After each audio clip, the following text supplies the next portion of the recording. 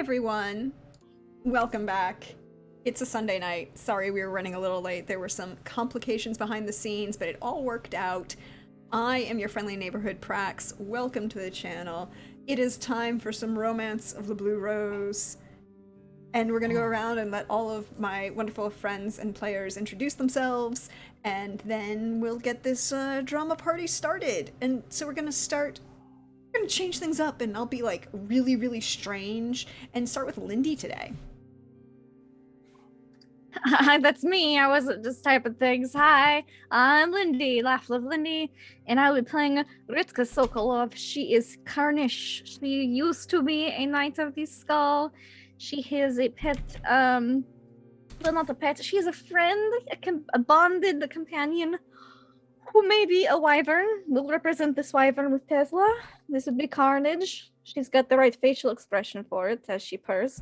And he's a good boy, and she's ready to face very intense punishments, and hopefully an orgy before that. But that's Ritka. So many things to unpack in that statement, but moving back next to the right of Lindy, directly underneath me on the overlay. Hey, Trooper, how are you today? I'm not muted, so you can hear me. That's good. I just had to check. I did a thing last week. I subjected Lindy to a thing last week. It took a lot of research, difficult research, and the depths of the internet. There was an episode of Laugh-In where Barbara Feldon, Goldie Hawn, and Judy Carn were singing a song, and the song was, "I've Never Been to a Love-In." And I remember watching this as a young person, like 12 or 13, and I was like, I need to find this song because I need to play it for Lindy, because Lindy's the only one in the group who has been to a love-in, and like none of the rest of the group has, and she needs to hear it. And I took a long time, but I found it, and I made her listen to it. And Can confirm. And so I was very happy that I was able to find that episode of Laugh-In and share it with Lindy. And so that means I am good. Also, I am doing well, and Russ is excited to get into Aldis City and to turn in your final reports and get all that stuff done, and then have like some, R&R, like a little bit of off-duty time. Because once we get finished the mission, then we have off-duty time, and he gets to hang out with people in an off-duty context. And by people, he means Cecilia, for the most part. But I mean, fair. Yeah, he does have a slight minor thing he would like to do with Ritka that she won't like, probably, if she's not put in prison. But it's his way of being nice, which I think she won't like, but that's not the point. That's not the point. It'll just be awkward. I wonder if Russ's attempts to be nice fall under the same thing as Russ's attempts to make jokes. And on that note, Cecilia, Alyssa, how are you? How are you feeling? Where does the line end and the person begin? Is that not the question that we all must ask? I'm okay. I'm fine. My brain is a little bit full of, bioenergetics and all the other fun things I'm studying. So I'm here. I'm alive. I have that mood. It's fine. It's great. Not stressed at all. And I feel like that feeling is also Cecilia got some good news at the end of the last session. So like she's probably like gone from a stress level of like a 9 to like a 6 maybe. So that's good. I'm sure you will entirely stay at that stress level of a 6. By the way, just point of order, Alyssa, your hair looks amazing today. Thank you. Like, it looks so great. That's all. It does. It really does. Yeah, it really, really does. Apparently, if I tie it up in just the right way before I go to bed and sleep for a really long time and take it out, this is what I get. Who knew? Lazy effects are great effects. And last but never least, Hey Pooja, how are you? Hello. I am good. Getting ready for half a week of a ton of rain out here. But That's me. As for Delmae, both of our pronouns are she, her, by the way. I'm excited for her to be in the same space as her mom and not have to call. And also, it's about to get Royal Family Matters up on the up in here, and I'm pretty excited about that. And I can't wait to see all of these folks interact with Delmae's family. It should be fun. So yeah, other than that, I'm good. You guys, thanks for being here with us, and I'm excited to be in the chat. I'll be Pajabberwocky in the chat tonight. So yes. Well, I think that's the perfect transition, because, well, we are technically in Aldis. Well, you're outside the city limit. You're in the what we would call the metropolitan area, because Aldis is a metropolitan area. It is the capital and city.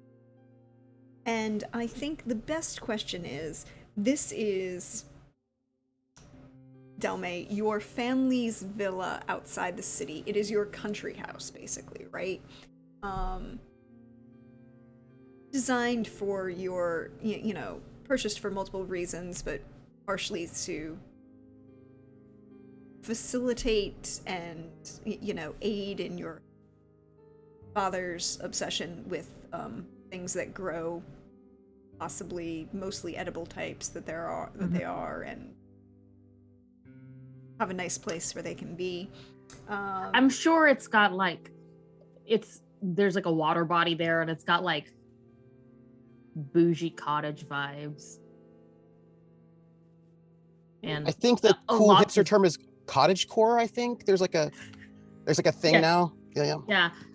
Well, I think it's a little too green for pure cottage core, right? Like, because there's no like dried pampas leaves in a vase. Like, it's very green. Everything is still alive, breathing, and possibly, maybe less cottage core. And so I'm going to be very, very ethnic at the moment. I'm sorry, you're going to have to deal with this. There is a type of Italian that exists, particularly in the Northeast. That is, you have a lot that's a 1/4 acre lot, and you have a small Cape Cod house on it. Mm-hmm. And that backyard could feed 150 people. You've got the tomatoes and the peppers and the cucumbers and everything else is back there, and you can just literally go and pick it and eat it. And I've spent a lot of time in these places growing up in the summer. And of course, there's, there has to be that one little flower garden with roses for the shrine, for the Madonna, but everything else is just edible. And this is the kind of thing that I think, done his dad has. And I feel like there's that, and there's like a little bit of I'm sure there's like the section where he's doing the Animal Crossing style hybridization efforts. Yes. Who knows what he's trying to hybridize with what? Yes. I think Delmae and her mom stopped asking a long time ago. Yes, exactly. There's the hybridization, and you're just like, we encouraged this to be outside the city, so if anything went wrong, it's outside of the city. Venus flytraps and roses are creepy. A ghost pepper and an eggplant. Why? Now that leads to a very interesting question. Would you have to press that? Like you do eggplant. Sorry, my mind goes strange places. Coming back. But this is and it's not a small, it's more ranch house, 3-side, with the main central main area with a large kind of open space living area and kitchen, and kind of step down into sitting area that open with a large picture windows that open out onto the small the water feature that looks out onto the rest of the garden, as your dad calls it. Yeah, but it's not a garden. It's a jungle. It's a jungle and it's a farm jungle. The farm jungle. Yeah. And then off to, as you enter, and then to the left you have your parents' wing of the house, his bed, your parents' bedroom, and your father's workshop, where he does things, and to the right is your wing of the house with your bedrooms and, you know, a couple guest rooms. But Probably a giant, I don't know, giant playroom for Whisper. I like the giant playroom for Whisper kind of idea. And I think Whisper likes being at the villa. You know, it's a nice, lots of less crowded press of this urban city life and a lot more open air and all of these things. But it is a morning. And I guess the question is, where do we find all of you this morning? Is this the morning before we get there? No, you're there. You spent the night. Oh, well, getting ready to continue on to Aldis City. Well, I guess if we spent the night, I have questions. Yeah. Where did the bear and the wyvern sleep? Well, What were Delmae's parents' reactions? so your parents weren't there exactly when you got there. Okay. Like, you're expecting them this morning. Oh, okay. Oh, okay. So we have the whole. We could totally have the orgy the night before your parents get there. Just saying. I'm just saying. That is actually very true. I leave it to you all. That's to Roll for decision. orgy? Would you like us to roll that communication romance to communicate our desires? Go right Hold on, ahead. I will roll it. I don't have I will not communication roll romance, it. But There I was do no have roll communication made. persuasion. Well, it's an 11 because you didn't get your I'm just Look. gonna follow Ritka's lead on this whole orgy 11, thing. 16. Go ahead and roll communication. If you want to roll persuasion, go ahead. Alrighty. 17. Actually, All right, next. Wait, Constitution stamina? I was gonna say, Wait. I feel like it would be Stamina? a very Cecilia thing to roll the communication etiquette. Like, what is the etiquette of an orgy? And I'm going to do that. What is the etiquette for this situation? What is the etiquette of an orgy? So I'm sure maybe you've read some books. Clean up after yourself? hydrate. Hydration's important. Take breaks if you need it. Lubrication, Consent, Yes. obviously, but like Yeah. Yeah. ongoing snacks. snacks. snacks. What's That's the true. food situation in an If you're orgy? taking if you're taking a break, you go out and get some freaking like bananas and berries for folks. Just I'm like just- tag I'm out. just picturing the Smoothies. Oh, there's smoothies. the mom from Mean Girls being like, "Can I get you guys anything? Snacks, maybe a condom." Like, is that? I love That's it. a very Cecilia reaction to this So whole thing. your focus for that etiquette is with the focus would be a 13. So I have to ask this question, ladies. Yes. I'm assuming Russ is not participating in the No, orgy. we wait. I'm we wait assuming for Russ Russ- to go to bed. I'm assuming Russ doesn't even know this is going to happen. Probably. Whisper. I'm gonna go ahead and say Whisper and Asen at least are in the giant wolfy playroom. I'm probably Mhm. I'm probably Ragnar. I mean, Probably like Yeah. just living their best like yeah, they're lives. chilling. Carnage this leads- doesn't fit This inside. leads me to the important question, ladies. Are any of the guys invited to this event? Oh yeah. Yeah. Yeah. Which ones? Rick is fine with all of them, but she'll, leave it to Communication persuasion, yo. Like Delmae's gonna be Look. like, alrighty, we've got one shot, one opportunity to make this happen. Not miss your chance to blow all these guys. Wait, wait, Don't Wait. blow your chance. wait. I'm Wait. going to hell in my own brain. You are not.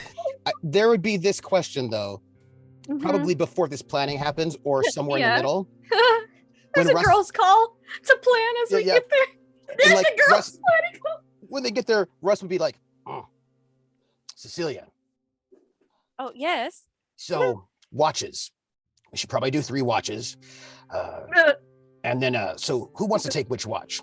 About that, Russ. Because I feel like I could do first or last, and I don't actually. Last time you gave me one of the guests, well, not you, but one of the guests was presuming to be my watch partner, but the guests don't need to be watch partners because they're guests and not members of the finest. So I would prefer when we divide ourselves up, I can do mine solo. I can see in the dark. So I'm thinking I could go first or last.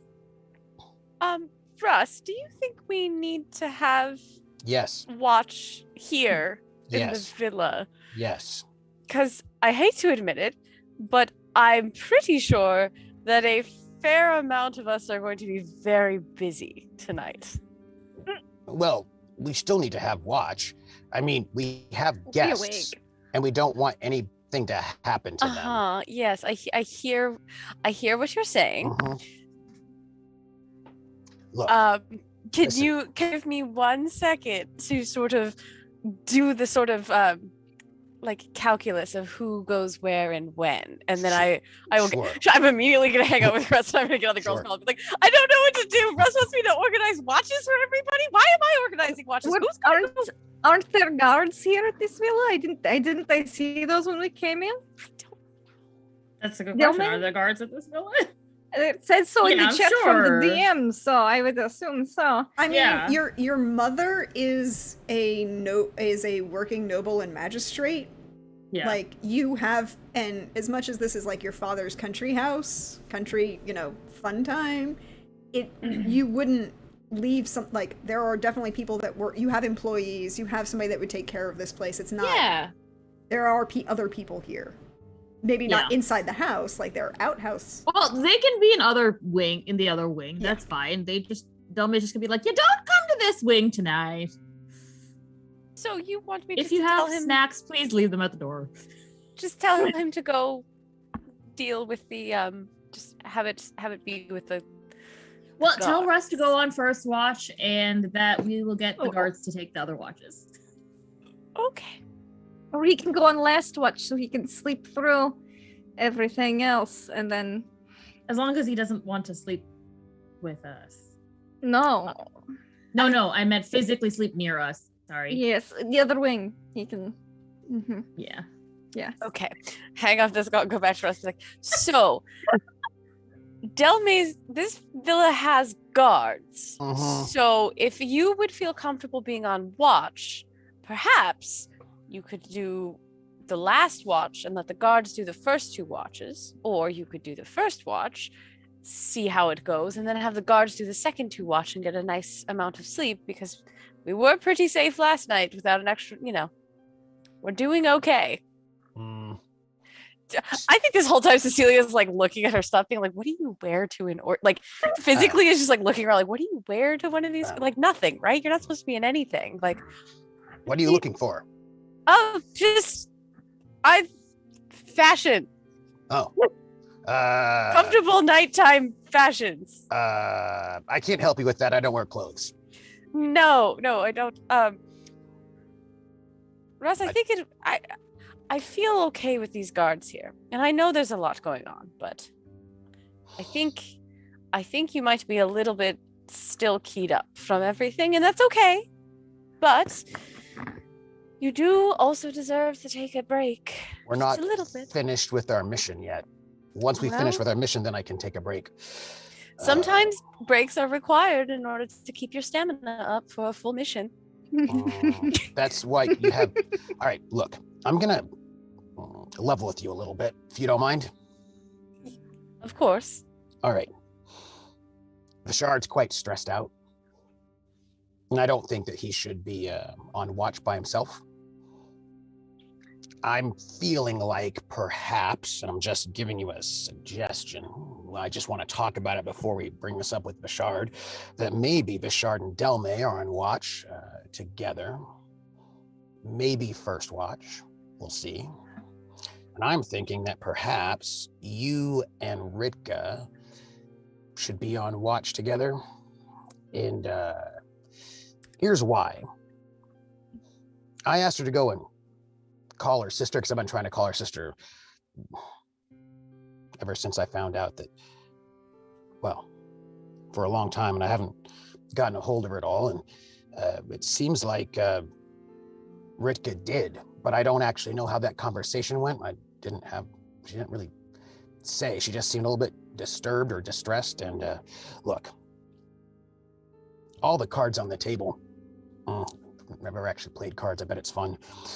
I don't know. Anyway, I don't know what that conversation was, but I've been trying to find out for a really long time because, well, probably tomorrow we're going to be heading out to Aldis City and turn in our final reports. And, well, there'll probably be some kind of administrative hearing about all of this stuff and debriefings and all of that. And they're going to decide what to do with Ritka and our two guests and Carnage and all of that. And I just feel like before anybody makes any kind of decisions about anybody's future and all of that, I just think it'd be good to have as much information as possible. And look, if Ritka said she got a hold of her sister, and you know what that means? That means her sister's not dead, which means she didn't kill her sister, and that's going to be very exonerating and a very positive thing. And I just want all the information about everything that they've done to be available to us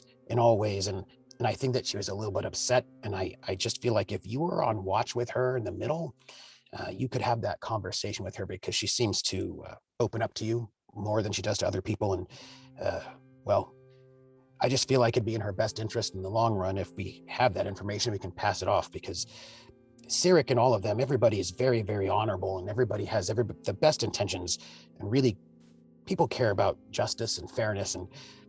But if we don't have all the information, then we can't get fairness. So anyway, I just thought that maybe you could watch with her tonight. And this way also, if she and Delmae are not watching together, they're not going to run off and fly around on a wyvern. And I could take the last watch, and I don't mind, because I quite like it when we're in the dawn. So, and also, I thought it might be good for you. I mean, I also kind of wanted you to have watch with Bashard. I thought that'd be pretty good for you personally, but I thought that maybe you'd be okay to have a little bit of sacrifice of something really nice for yourself in terms of like feeling more secure and better. We're still on a mission, and I want to make sure all of our people, I just want you to kind of talk to Ritka, that's all. So the watch is still a watch, it's still a watch, but it's also a moment, maybe one of the last times we get before we turn in our final reports to get some information out. So that's what I was thinking. Well, you make a good point, and I am very prepared to watch Ritka. Good. I'm glad to hear it. It might be hard to get the conversation out of her, but I will do my best. I think you just got to massage her a little bit, I think you might be onto something, Russ. I'll, you gotta start gentle, maybe get a little rougher. Right. Well, I mean, I'm gonna say not pushy, but obviously there's still, Look, I'm not an expert like you are in these things, but I figured, you got to go slow. Maybe, let her know what it is that you want, but sort of really pay attention to where she's at. Like, I don't know, like her breathing and whatever, just see how she's responding to. And then maybe if you just just work it right, then everything will be revealed. But be careful, because I feel like this is gonna be a really emotional situation. Like, I think this is gonna be like something that is like deep.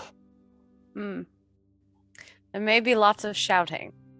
There might be. It's very possible that there will be lots of shouting.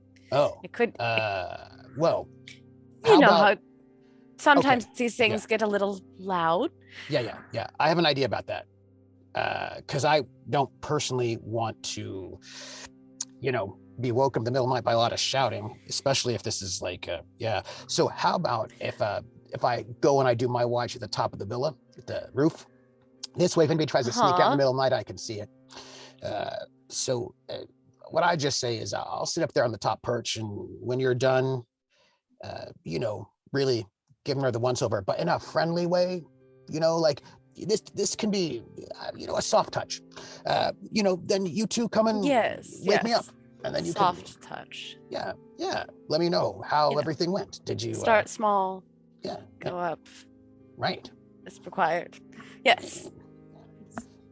Yeah. Russ, I don't think you need to worry. I will do my best to get Ritka to open up, and if all else fails, there's always Delmae and Bashard, and everybody else can back me up a little bit. Oh, that's a good idea. We could always take turn. We can. Mhm. Perhaps it would be best if she felt supported, if we all Yeah. sort of communicated together in Oh. one nice, very comfortable situation Yeah. with snacks, I hope. Oh, all right. So I think that my idea for the watch is perfect, because if Delmae and Russ are and Vashard are on first watch, they'll wake up you two. You can kind of start the conversation, all four of you together, before Bashard and Delmae go off to sleep, right? So it's all three of you tag teaming on Ritka, but in a subtle way, because it won't seem like anything's up, because you just all happen to be in the same place together at the same time. And then once you all tag team, right, on Ritka, I feel like she'll be swayed, and I feel like you all get yeah. And then and then you can wake me up at the end and let me know if everything worked really well. I'm sure that will be exactly what happens, Russ.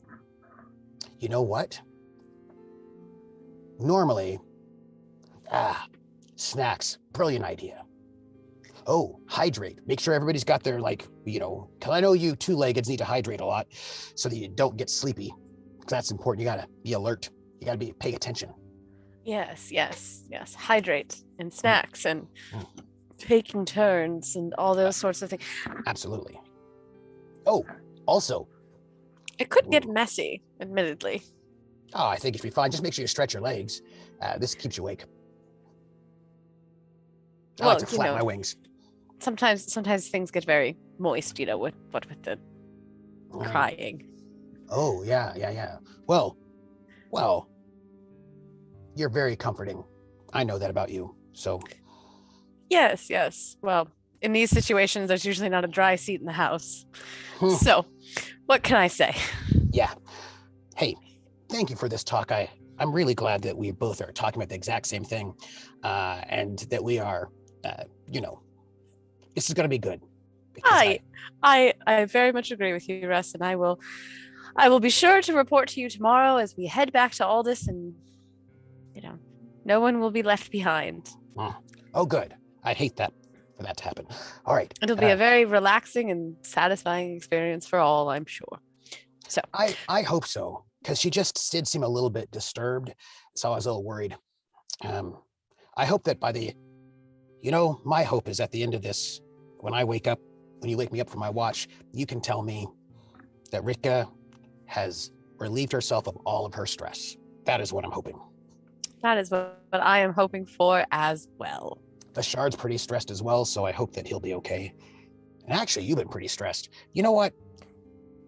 I feel like because there are some guards, we still got to do our guard duty. We got to do our duty. But because there are guards, it might be all right for you all to be a little bit more chatty, I would say so. All right. Well, I'm going to go fly up to the top of the villa. I'll be asleep, but just, let me know. I know how to reach you. Yes. All right. Hey, I want you to know, I know you were worried about a thing, but you don't have to do anything anymore. You don't have to go read any books or anything like that, or listen to whomever running around is impersonating or whatever's going on. And yes. I just want you to know that if ever you are feeling, I don't know, like you got some thoughts that you can't talk to anybody about because they might judge you, you can always talk to me. So. Thank you, Russ. I do appreciate it. Although, now that you mention it, it may be good for us to find those books and destroy them, which is not... just the thought is making me a little sick, admittedly. Oh. Question. Hmm. And I should go to sleep soon, but the question is, well, presumably these books are not great, but you're talking about destroying knowledge. Do you think it would be better to turn these books in so they can be put under lock and key and that sort of thing? Or do you think it's better to burn them? Because what if we need to know what's in them one day to, I don't know, counteract them or something, or Well, scholars could something. That's always why I've kept them. But Oh. they are very persuadable books. Oh. Not Well. that I didn't read very much of them when I was locking them away, but I did make a point of pulling them away from the rest of his collection on purpose. So that it may be that I need to call on you to do that. You know what? That is something it would be an honor for me to do during our rest and relaxation. Well, now you should go get some rest Yeah. I am going to go get ready for watch duty Good. this evening. Well, we've got maybe 24 hours or so before our mission is officially done. And I'm officially asking you to join me for, some sort of sustenance that two-legged people have while I hang out and we just chat. Indeed. Yeah. Anyway, the perch looks pretty good. I'm kind of excited for it. I'll see you at watch. All right. I'll see you at watch. Right. As soon as he hangs up the call, she's just like, what did I just say? Indeed. I think by the time Cecilia hangs up for the call, like, drinks are started flowing. Oh, yeah, I think Fedor and Dimitri and Ritka have been setting up, like, whatever area Delmae has proposed to be used. We're Try like, one of the rooms in the wing. we're setting it up, because you gotta have the right space. The feng Stealing shui is important. Stealing, like, couch cushions and, like, Yes. just other soft things from other spaces. Sheets, lots of sheets, blankets, Alcohol. booze, snacks. It's like we're setting up for a party. We are You setting up are. for A lot party. like that. It looks It is a party. And Ritka, I think how she has that girl, and then Cecilia goes off and she goes over to talk to Fedor and Dimitri before they, set everything up, and then he's just like, it is happening. Do you need assistance, participation, Well, commentary? you're invited. I mean, we didn't ask the sheriff, but we're the ones organizing it, so, If he has any strong opinions, maybe he should have been here earlier to give input. Look, out of game. I'm not going to make any comments about what Vashard wants or does not want, because that's Simon, and Simon Yes. can do. Yes. I And mean, Simon you don't will have to have his- participate with everyone at an orgy as well. You can mingle with certain. There's sometimes cliques at orgies, Aw, man, are you telling me an orgy's like a high school cafeteria and some people just end up but by much themselves? smaller. Imagine like a maximum of I mean, these aren't like a mage witcher orgies where there's like 50 people. These are Look, these look, are look. much Nobody very got time small for scale. that. Look. I have to be honest. This is an orgy, not a swingers party. That's Exactly. Yeah. There's you a got line. 10 people Once or you- less. 10 people or less is an orgy. Over than that, it's a swingers party. Once you hit 100, you're into Caligula territory, and nobody wants to be there. And No. Too messy. Well- Well, too messy. yes, no one wants to be there. But this is an orgy. And nobody wants to be at Caligula's orgies. Let's just put it that way. Caligula's specifically. Yeah. Yeah. But I mean, yeah. You I'm hear that, just sitting there Caligula? looking at certain characters in my wall of art, and I'm like, they would totally wanted to be there. But anyways, no, we're just having a small thing. So she'll be like, well, you're invited. You don't have to come if you don't want to. But I figured, seeing as how we probably have very dreary days ahead of us, it might be a fun, And Dimitri, not He knows Fedor- Dimitri's Yeah, probably she down. he usually would be, but this is what Dimitri will actually say to you. It's like, you mean that you're going to keep all of these wonderful Aldins distracted, and I will have time with Fedor alone, uninterrupted, not worrying about being spied on by other members of the Kurnish army, Skull Knights, the Lady Talus, the Lich King, for like 8 hours. Yes. Have a good night. she's gonna say you could just join for the first couple hours if you want. That's a warm up. I have plans, Ritka. Uh, 110 years of planning. Well, don't let me get in the way of 110 years of planning. And also regarding, before you go off, you can wait 2 minutes. I know you have concerns about what is going to happen when we get to Aldis, and that you've mentioned that I might be better off due to my new friends. We're in it together. We endured a lot of things in Kern together, so no matter what happens to you, I will not let them get off easy.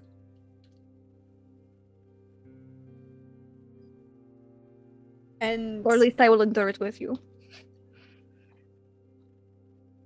Fedor will come around and like in a very comforting manner put his arm like around your waist, sort of, to give you like that kind of side hug. Like we are getting through everything, even the things we don't all know so much about. We'll just, like the head bonk, like side hug. Yeah. Alright, now you two have fun. Yes, and you two don't forget to stretch, have fun. Hydrate, yes, we're setting up. Okay. And as they will walk away and close the door behind them, Dimitri will like kind of glance over his shoulder at you and just like wink as he closes the door. Shake your head. And then back in the girls' line, Fedor and Dimitri are just going to have they're going to have a long time, so it will just be the 4 of us. Good starter size sounds probably good. Works for me. Yeah. That's We should all much less stretch. intimidating. We should all this Ritka, this is a new experience for me, so I follow your lead. Right. Well, you don't want to start cramping halfway through, so, stretching, hydration. Next. Yeah. Just do some basic stretching. Like, all right, gotta limber up. Wait for Shard to show up so we can be like, surprise! It's an orgy. Surprise, it's an orgy. So what we're going to do then is we're going to wind the clock forward to the next morning. We will probably have flashback points Flashbacks. of Yes, I love that. conversations that occurred during this orgy. Hi, welcome to Blue Rose. But, we're going to let everybody else. We'll come back to those points, but we're going to fast forward to the morning and the point where I'm assuming Cecilia did not wake up Russ for his watch. Or maybe we did, because, that would have been like 4 to 6 hours in. 6 hours later, right? Yeah. 6 hours later. I'm kind 6 of hours picturing is a long time. I'm kind of picturing that somewhere like in hour 3.5 hour, like hour 3, hour 4, somewhere in this range is probably like Cecilia taps out for a minute and is kind of hoping Rev Curl tap out and she can have that conversation so that way when hour 6 comes, they can. If we want to take a break, we can have a break in conversation. That's fine. It happens. Is that not? It's important to, hydrate and snack. This can be snack break. Snack and drinks.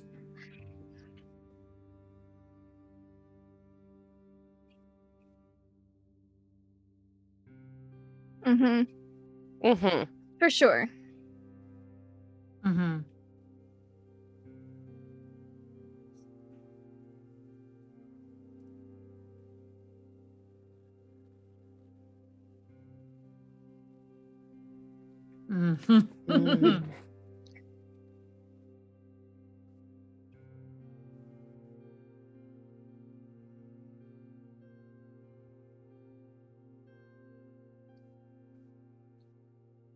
And you can hear, sorry, the morning comes, because we're going to wait for Simon to see what any of those conversations are in flashback and of that.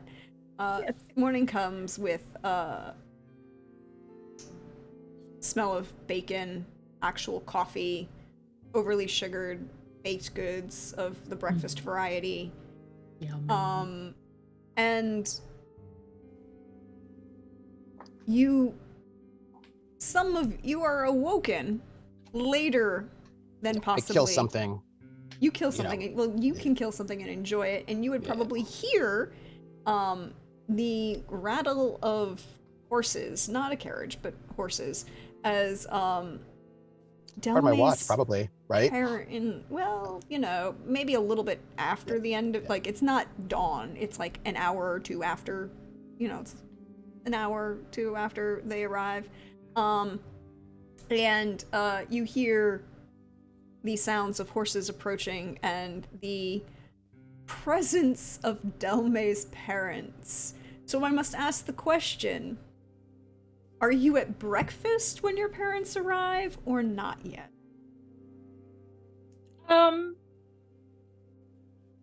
That's a really good question. I mean, I think we worked up quite an appetite and probably went through all the snacks, so it might be breakfast time. Also, we Yeah. do know your parents are coming this day, so we probably would have tried to at least, been like showered. Oh yeah. presentable. There was definitely like. I don't know if Fedora and Dimitri are at breakfast. Cleaning They up. might still be Yeah, they you might know, be busy. in bed. in bed, but if Yeah. they haven't come out by the time we finish breakfast and your parents get here, Ritka's going to take them a plate and be like, "You should come out soon." The smell of coffee definitely got Mhm. Delmae straight to the kitchen. The coffee, and then I'm just imagining like the smell of like fresh donuts. the bacon for Ritka. Coffee. Yeah, I'm just like, Real oh. coffee. and probably some fresh fruit from the garden, Yes. the jungle garden. Yeah, I think Delmae is definitely at the breakfast table. The door opens and everyone will hear before they see this couple kind of, and he's taller as he kind of stands in the doorway, striking a figure, a very distinguished looking figure, but his hair is kind of close cropped. Still with a distinguished beard and the picture of like dark eyes and hair that was much darker but now streaked with gray. It's Odette Fair. Yeah. And standing as he kind of like is just walks in and is like, well, I'm glad that everything went well, and I'm hoping that Delmae and everyone is fine, but there are some are you all, and he's just being a little overly loud as he walks in. Yep. I think Delmae jumps to her feet and rushes out. He will take 2 steps in, and if you will allow it, he'll do that full dad body hug thing. Oh yes, 100%. Delmae's just like, ah! Because I imagine it's been a while since she's seen her parents. I'm assuming she was on, is it base? Where do the finest? Well, there's the academy in Aldis, and then you go out and do tours and rotations and rides through the countryside, so probably so at least after 6 months. Yeah, after the academy, wherever she was out there and where she met everybody else, it's definitely been a while since she's been home. So your dad says, I want this so much, and it's Odette. It will be the full pick you bodily up and oh yeah, oh, it's so good to see you. Is mom here? Come on, I need to show. You need to come. And Yes, I'm right here. How are you? And then she'll like standing there, and she'll like give you a big hug. And I think Delby like leaps from her dad like onto her mom. yeah, and there's this moment where she's like kind of anticipating it, but at the same time, it's still you're not a child anymore. No, she's not. She's not a child, but she has spent a lot of time around wolves, and yeah, you know, sometimes you And just last go. night. Oh, that you just go bodily onto somebody. You just do it. It just happens. no, and like, but it's just the you're not a small child body weight anymore. Yeah. And so, and both of Delmae's parents are Vata An, and they have this long, well, her mother has this long, almost white blonde hair. It's very severely styled, but not even pulled back, it's just flat and straight. And very distinguished cheekbones, and a look of, I've forgotten name.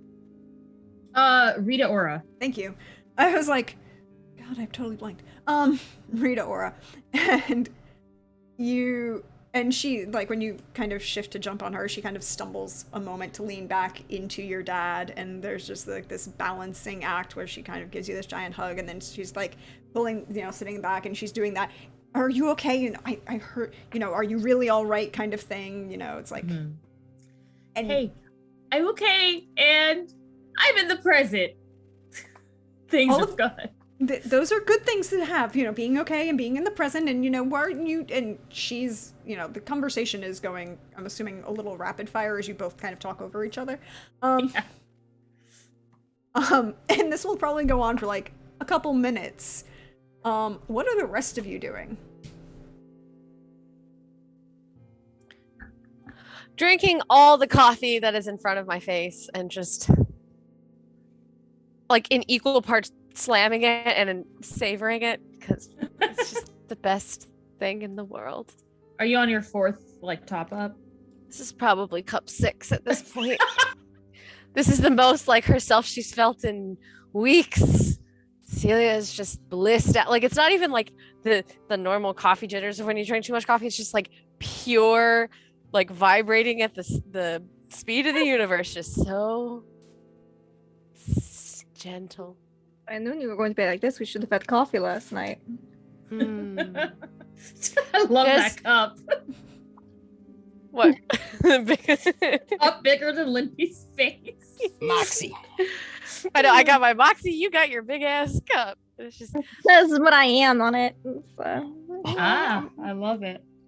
I just I'm at the thrift water. store. It's like $1. Beautiful. Ritka's just eating food, but she's making sure to take. She normally is like, oh yeah, food, great, love it. She's taking small enough bites so that if she's addressed, she can quickly, not have a mouthful of food and respond. So she's shifted how she's eating, but she's still eating and sitting a little awkward. Are you nervous? Maybe a little straighter, sitting a little straighter up. Well, I haven't really met anyone's parents since coming to all this, and we did just kind of throw a small party in their house while they were gone last night. I've heard stories that is not always a great thing, but Delmae's chill. I hope she got that from her parents. Cecilia will just put a hand on Ritka's knee and be like, it'll be all right. If it helps, I've never met anyone's parents either. So this is a new experience for all. I mean, of I us. haven't Kern, but that's a very different experience. I would assume. I don't know. Sorry, I would just assume. for the record, you're like, what are you doing? And then you said about the party, and I was like, oh, so maybe I'm trying to run the car backwards to sort of like reverse the odometer, or I'm trying to get the car out of the swimming pool. There are a lot of things that people do in those teen movies from the 80s right before the parents come back. It's like probably like madly cleaning up or trying to like fix the What do you broken think we were whatnot. doing during Russ's watch?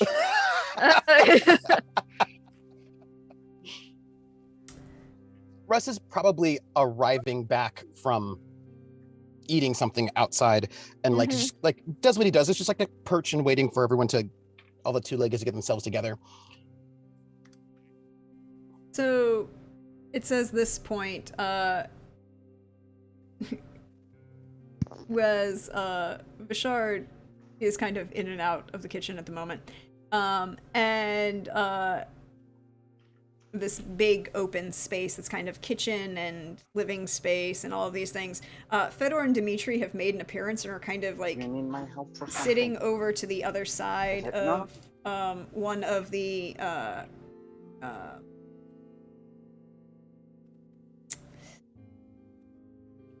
like the bar around the kitchen that kind of at the stools that kind of Rika define. would make sure she's sitting next nearest to them so they can just be like, behold the Kurnish people. Like if they needed to gesture at us, we are all conveniently gathered and grouped up. You You probably didn't see the giant wyvern outside, but I don't know, maybe he's in the I'm gardens. sure I don't know. Carnage is kind of towards like The back. the back of the property. Probably. Yeah. I'm assuming there's probably like a patch that's not overgrown jungle size that Delmae has insisted on leaving blank so that Whisper can run around without trampling all of, Dad's experiments. So I'm sure, that's probably where they had Carnage snuggle down. Probably. but like after a couple of minutes of this continued conversation, checking in, making sure that you're actually okay, seeing that you're all right physically, because you may have panicked your mother by calling her multiple times saying that you were going through times. I'm just saying, like, it's like saying, hey mom, everything's fine, but the car's totaled. On the other hand, I'll see you in a week. And then on the other hand, she might know already, but that call was coming. She might have been like, 30 years ago, my daughter called me, so I know this is coming. I mean, we don't know. Did Delmae ask that?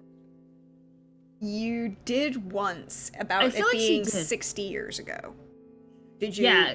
Wait. I think she asked if the second time they went back, if her mom remembered the first call from when she went Yeah. back. Yes.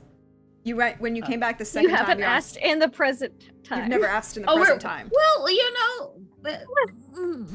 But some after things are better spoken face to face. exactly. True.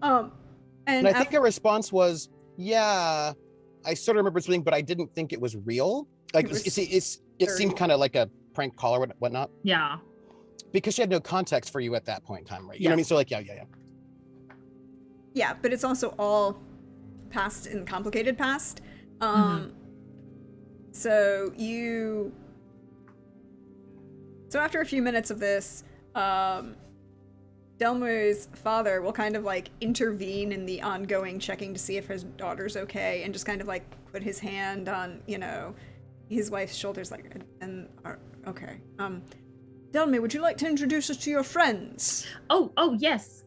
Most of them are having breakfast. You should come and join us. And she will do the round of introductions. Like, Yes. this is Cecilia. Russ is pleasure. also in the room, right? Yeah, It he's depends fine. on how long it takes, because when you guys start, he goes off to like find a squirrel and eat it. And then he does. And then he would come back. But he doesn't have to like, cook it and spend all that time doing all that stuff. So he probably's gone for like 15, 20 minutes, to go off, eat, preen a little bit, and then come back. Cecilia is on cup 6, so they've probably been eating for like about half an hour. Yeah, at 30 least. minutes or so. Yeah. Yeah. Roughly. And that's Ritka, and I think, like you said, Vashard has probably gone back to check on Whisper and Ragnar, but when he gets back, she'll of course introduce. And these are our guests, Fedor and Dimitri. Well, I guess the finest guest, because everyone here is a guest for y'all. And everybody, these are my parents. Hello. And they will introduce themselves as Elonia and Turbin. And after like a couple, the general introductions, Turbin will nod, and then he will go and sit with Fedor and Dimitri and start up a conversation, just cold as like, so you're from Kern. I have a question. What are the actual possibilities of cross-pollination? And he will start asking entire range of questions Ooh. about Kurnish agriculture and Yeah, how I'm you gonna can try to improve answer it. some of those because she's gotten into gardening. Yes, but And he she's will sitting like, near them, and so she'll be like, "Oh well," because I imagine Fedora and Dimitri have no idea. I don't think gardening's their thing. no. But I know what like seasonal veggies and stuff. Well, there I are. mean, Well, there's a lot of potatoes, yeah. there's a lot of turnips, Root veggies. a lot of root vegetables. carrots, all of those Yeah, things. carrots. You know, Parsnips. there's some grain agriculture, but it's Stalin-esque levels of grain agriculture, not quite Mao levels of grain agriculture. So at least the people who are producing it know what they're doing, but it's not as effective as it could be. Yeah. So So Rika will help Fedora and Dimitri because I'm sure they're probably like, "Oh gosh." yeah, and he's like, And he's not she's- worried about she's his next safety or anything. closest. He's going to talk Yeah. about you. He's going to talk to you about mass agriculture in Kern. and she will try to answer the questions as best she can. Like, "Ah, yes, we are from Karn. We three, and just play at stuff." She does some garden things. Now I have a song stuck in my head and I need to write it out. Please hold. Is the song "I've Never Been to a Love-In" from Laugh-In? Nope. Is it Dang it. about plant stuff? Is it "Feed Me Seymour" from Little Shop of Horrors? Nope. Every moment can be Feed Me Seymour from Little Yeah, Shop of yeah. Horrors if you think about Look, it. I will give you the first line. I will put it in this chat.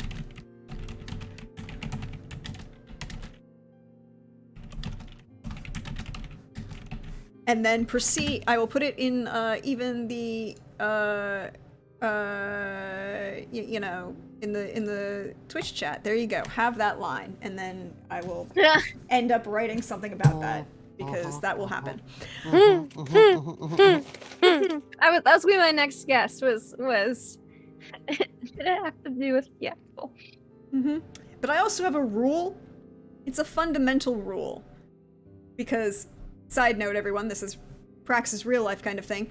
I have a rule. There is no Christmas carols in my life until after my birthday. So therefore, not even modulated ones. But, so, Turbin, Ferox, Delmae's dad is half interrogating and half talking at Fedor and Dimitri in the about Kurnish agriculture practices and abilities and all feeding populations and cross-pollination and all of these wonderful things that Fedor and Dimitri are just kind of like, are you for real? Yeah. Alonia, however, is kind of set herself at like one end of the kitchen table where she can see Delmae and Vashard and Cecilia, and is like, gives you that mom look of like, and now? Would you like to explain? And she is silent and waiting. Yeah. So I think once Delmae has had, like, I guess finishes her donut, she's gonna look to her mom and say, so it's been an interesting journey these last. How long have they been doing this? For this particular trip is about 6 months. Yeah. And this It's been a lot. particular, the seasons 1 and season 2 has been about a month and a half. Okay. So things really started going haywire about a month and a half ago, right? That's when they got to like the town with the Mhm. yeah. So it's been a very interesting month and a half. There were crazy vampire lady with an unhealthy obsession with Ritka, who wanted to take it out on Ritka by turning Vashard into one of her minions. But hey, the good news is that I don't know if you ended up doing the research that I asked you for all those years ago, but he's good now, so that's pretty exciting. We think I think I told you we think it's my fault we keep time traveling, but not sure why. Something about me casting magic of some sort. I don't know. Ritka. Oh, I guess the finest thing Ritka is her twin sister.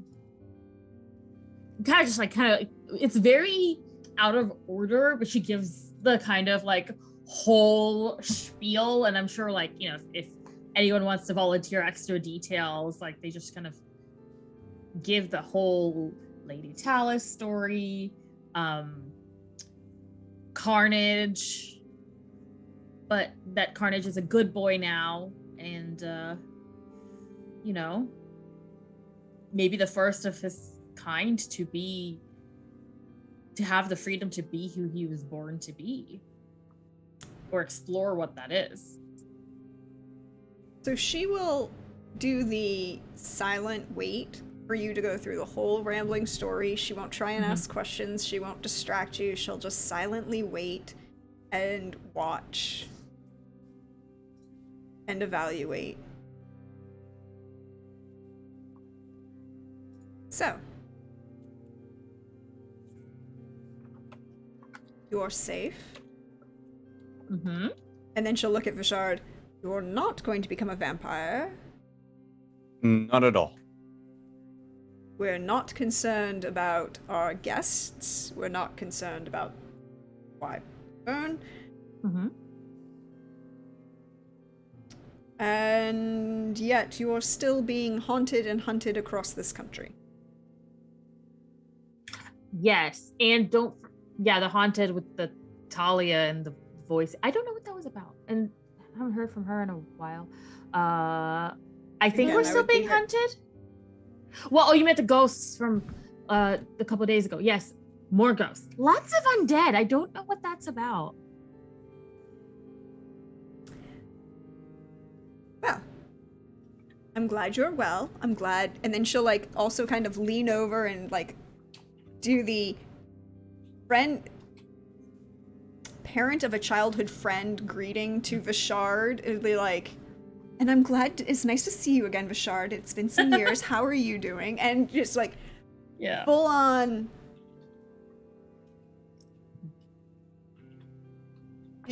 You can tell even without a roll that she's accepted everything you said. It's like, everything's fine. Glad you're okay. How everybody doing? And as this, as the conversation kind of moves and flows, I want everyone but Cecilia to please roll Romance. Perception Psychic. Oh, sorry. Everyone Gotcha. but Perception.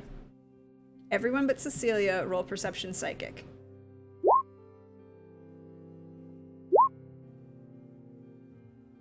Sorry, Oh. apparently Roll20 only wants me to play as Ragnar. I guess +2 for me. It didn't give me the. Okay. Focus. 14.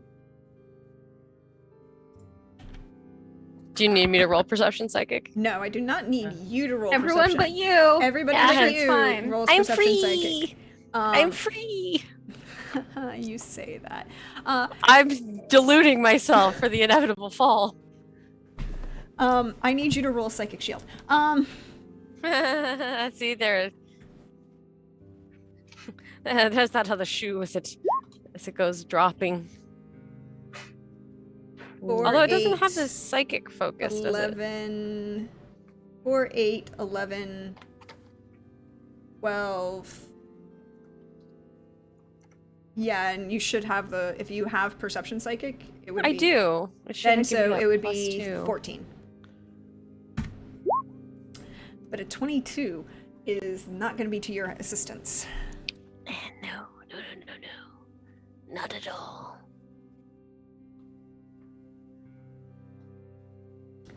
So, what?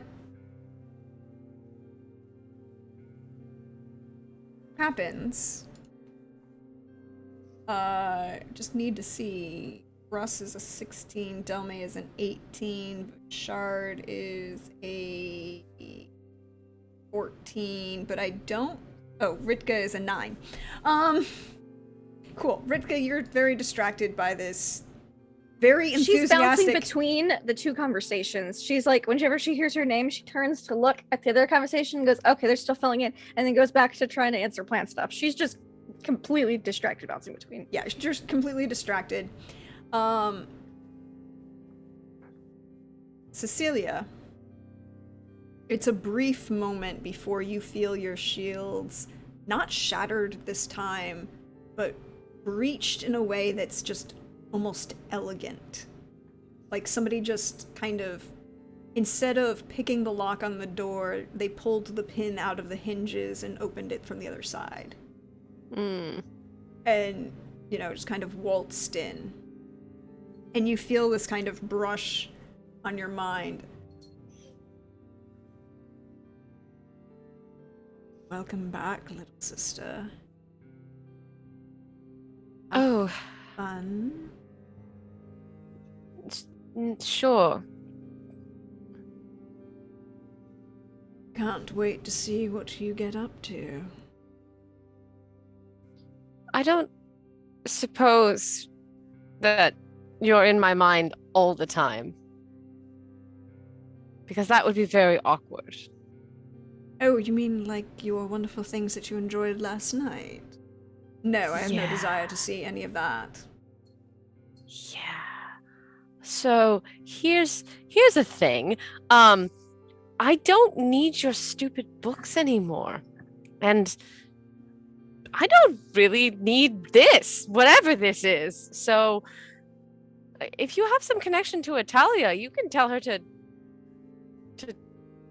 jump off a cliff, I guess. Whatever the psychic equivalent is. But I like hanging out in your brain, Cecilia. But I don't, see. That's you overstay your welcome. Take your shoes and get out. Good day. I think I'm just going to make myself at home here. I can't wait to see what you do. No, thank you. Don't have enough wine and cheese for two of us. You need to go now. I'm not going to do anything you're not expecting, you know. There's no need for sorcery anymore. It's all better. Since I don't feel like leaving, you're going to have to try and get me out of here. And you feel this sensation as almost as if somebody was like making themselves at home, moving the armchair, and there's just this allowance of this psychic impression of Raoul like flouncing back and sitting sideways across this armchair with his legs crossed, kind of staring at you. And it's an odd impression because Raoul would never do that when you remember. That would be too casual, too familiar, too not his style. At all. But that's the impression that you get as this weight settles into your mind. Heavily. Like something anchoring itself there. I don't remember you ever being that type of person. I did have to modulate my behaviors to fit a certain expectations, but that was while I was alive. They really are so much more freeing when you're not. Something tells me that this state of being is not you. Not me. No. And you just feel this brush across your mind, and you feel those memories of last night.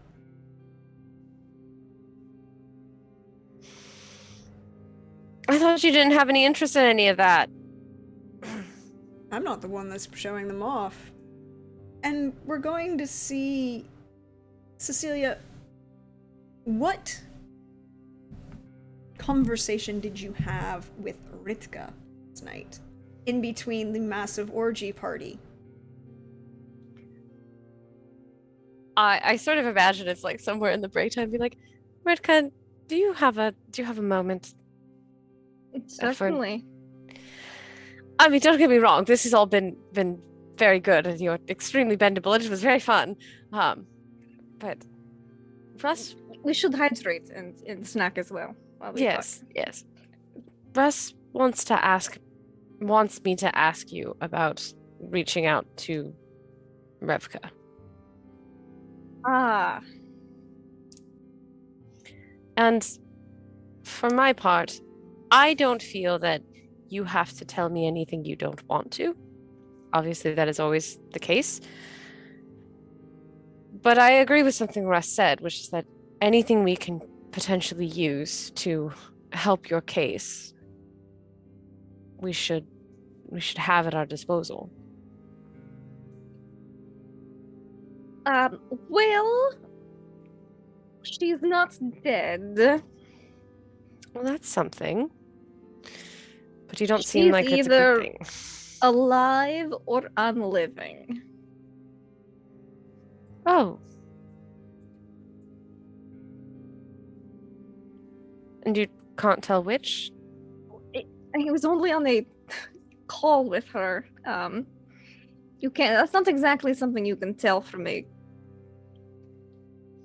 conversation. A very brief conversation.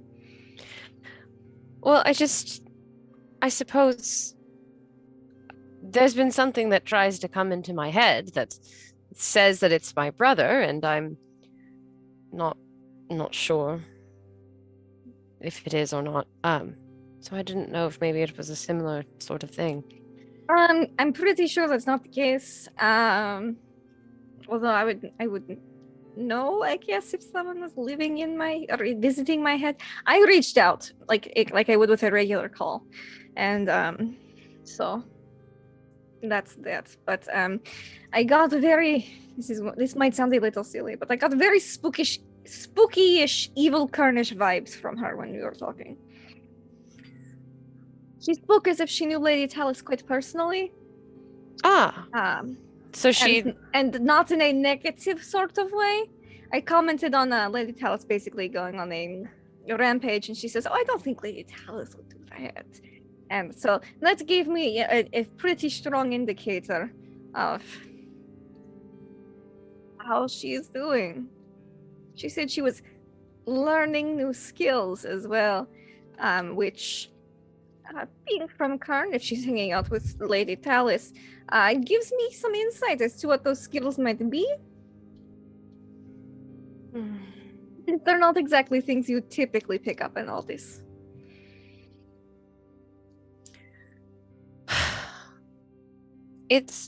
And she was also doing the creepy thing where you say, "Oh yes, little sister," instead of Ritka, like your name. It was a little unsettling.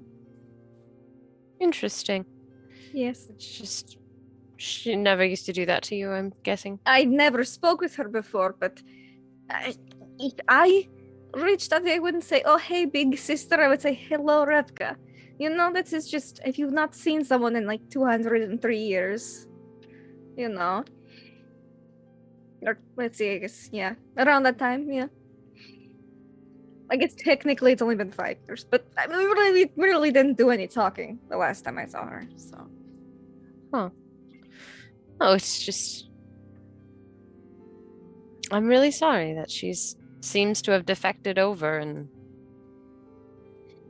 it's like you two switched places.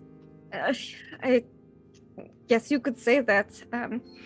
There was a very interesting connection when she was getting, mind delved and harmed by my trainee. I mentioned that I had snapped and murdered a bunch of people. Mm-hmm. Perhaps her mind snapped a little bit, but in a different way. Oh.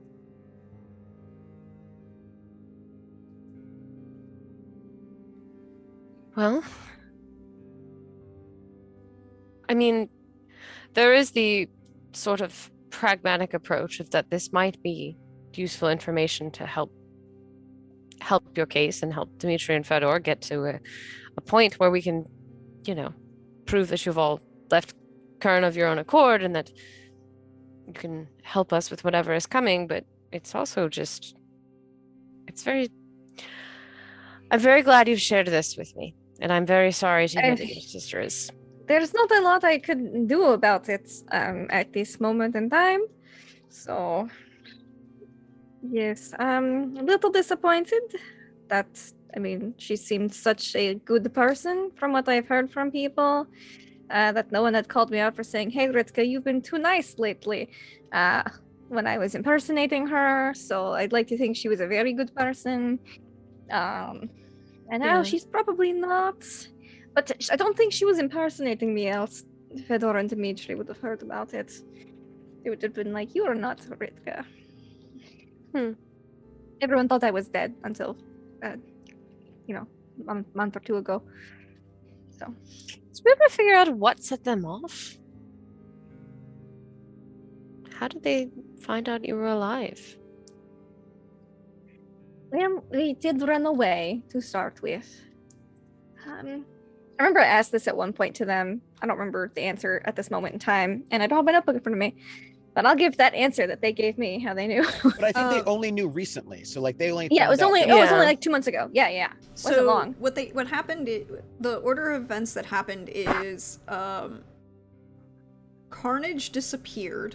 That's right. Carnage disappeared a couple of years ago, so everyone was convinced that you died. You and Carnage both disappeared, so obviously, the consensus was that, and there was a lot of dead bodies. There's a lot of death at that There's place. a lot of dead bodies. There wasn't a dead body for you or Carnage, but at the same time, neither of you showed back up. No one else survived? No one else Really? survived, and there was a dead Ravage. Consensus was I was dead, and Carnage was dead too. Yeah, and there wasn't. And they told you that there wasn't a body that, and that's how you knew that Revka didn't die there, because there wasn't a body that looked like you. They would have thought that. They would have thought that was me too. Yeah. So they'd be like, "Oh, here's her body." Yeah. Dressed weird, but okay. Yeah. So that would have, there wasn't that. There was just you were gone. Carnage was gone. That would have been something that was just like, okay, something was bad enough that there was massive bodies. You died. There was the war, there's the death of the Lich King, and then 6 months ago, before they came to Kern, they began hearing rumors of someone who looked like you over the side of the Kernish border, but they were like, okay, whatever, they didn't really kind of think about it until a couple weeks later, when the Lich King, who needed to bring the Lich King back, Lady Talus enacted a ritual that required sacrifice, and Fedor was supposed to be the final one of the Knights of the Skull, and he kind of explained that they were choosing Knights of the Skull because of their tie specifically to the Lich King, and that there was some sort of a magical reason that they could use, that the Lich King could use the Knights of the Skull to bring himself back. But Dimitri was kind of like, yeah, no, fuck that. Don't blame him. And why did they assume it was Ritka and not Revka that was seen on the other end of the border? Because nobody really knows that Revka exists in Kern. Oh. Yeah, they didn't know that she had a Oh, I see. twin sister. Like, they know that Ritka is there, but Revka and #NiceDad split when she was like 2. they were 2. So the existence of someone who looks like Ritka they would have been, oh, it is Ritka, it's not Revka. There's a mountain range in between. Yeah. So there are rumors about that. They're like, oh, maybe you were just really badly injured and now you're trying to find your way back, was the original thought process that Fedor and Dimitri had 6 months ago. And they explained this to you. And then it's just been a while. It's been a while.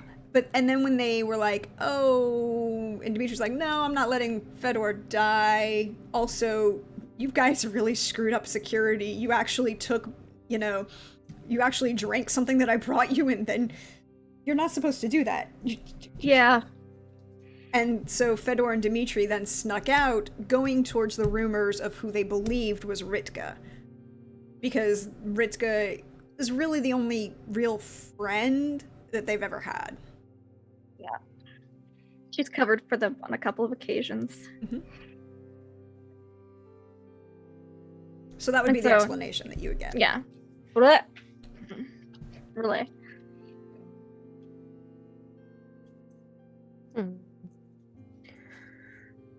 I wish I had something more to say to make you feel better. I don't think anyone was ever expecting any of that to happen, and so it can't be helped. We just have to deal with it now. True. That is a very good point. But I'm glad we were having this night though before we get to all this stuff. That alone makes me feel better. well, that's good to know because I don't know about you, but I'm ready to go back in for another. All right. Yes. Will you show me how you did that thing with your hips? Just one time. Oh, certainly. Great. I want to. But we'll test reach and flexibility. Yes. We can try it out on Delmae when we're done. Saying she's willing, of course.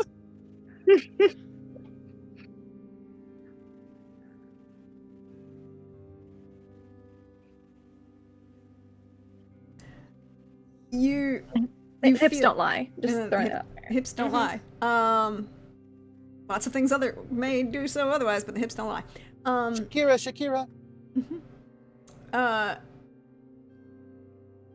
So, Cecilia, you feel this memory pass again, and this presence in your mind becomes even more smug.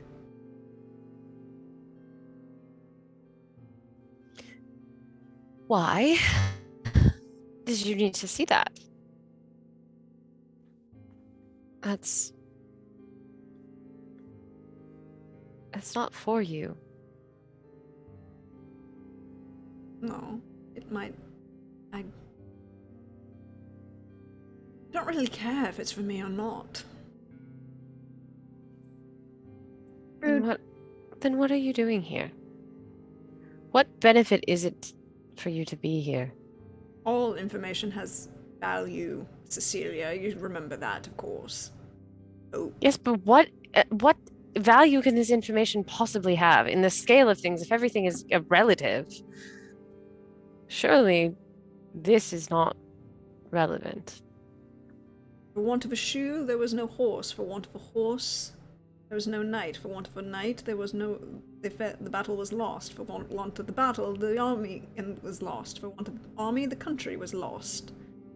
All information is relevant. Even this little gem. I want everybody but Cecilia to roll perception psychic again, please. Okay. Plants.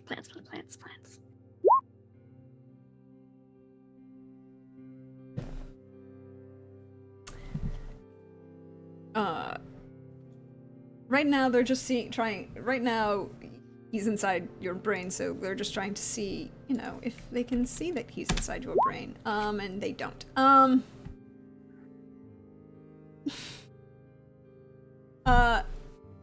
And he just kind of, I would like to use my 3 stunt points. You would like to use your 3 stunt points? Yes, please. I would like to use my 3 stunt points for the object of my attention. Okay. Wherein I receive a +1 bonus to further tests to examine or perceive additional aspects of the object of your test until the time or venue changes. Problem is, you can't use stunt points unless you succeed. Ah, never mind then. And you're rolling against him, so what I'm doing is giving you an opportunity to see if you can tell that she's been infiltrated. And it's, unfortunately... He's good. He's good. That's what I'm doing. Each of these is an opportunity to see if, while this conversation is happening, this happens. But Cecilia, you know all information has value, no matter how little or perceived lack of importance it has. I mean, just because I know it, I just. Why are you here?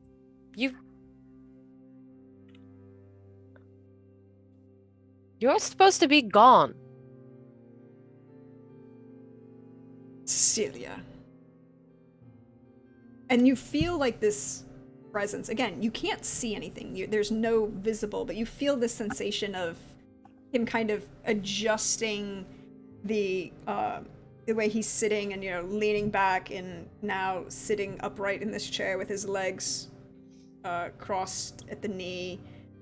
And you feel like this weight of his judgment like he would have when he was sitting in his study when you were younger, evaluating you. Are you really that forgetful, Cecilia? Have you forgotten your most basic of studies?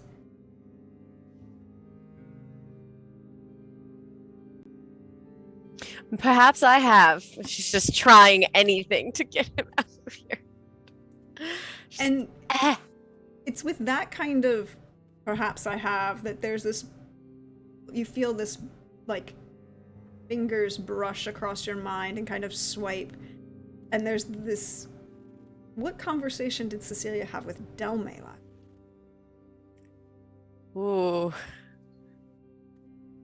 I imagine it said something to the effect of, they're like making out or something, so Cecilia pulls back and goes, "This is okay, right? Like, this isn't weird because of like I'm supposed to be your mentor and all that. So, like, you're good with this, right? Like, this is fine. This is fine." I think Delmae's just like, I mean, it's a little late for this, but Okay. yeah. I mean, like we definitely a conversation that we should have had before the setup, but no, it's Maybe. fine. I think we're adults. We've been through a lot together, and I feel like, I don't know, I feel like if I were wiser, I would say something like, the field has a way of bringing everyone to the same level, or something like that, When you've been in this many life and death situations together, you kind of... Sort of primes the pump, if you will. Yeah, well, and also, like, I think you just become more of, instead of, like, the mentor-mentee thing, I think the lines start kind of blurring, because everyone saves everyone's life, and, it just, like you said, then there's also, like, the heightened emotions part of it, and so professionalism just goes out the window, and... Well, the best sorts of relationships anyway are collaborative in nature, whether or not there's a hierarchy involved, so... Yeah. But I don't think you need to worry about the hierarchical aspect of it in that way. I mean, because if you technically look at it, I guess technically Vashard is the leader, but, like, is he really, Currently, look over. No. No, I was gonna say. I mean, he's just the guy that reports up. Like, that's really what it is. We kind of just do what we want to do. This included. This included. Yeah, I was gonna say, like. So, I mean, I don't think that we need to worry about any sort of like misuse of power situation. Because, yeah.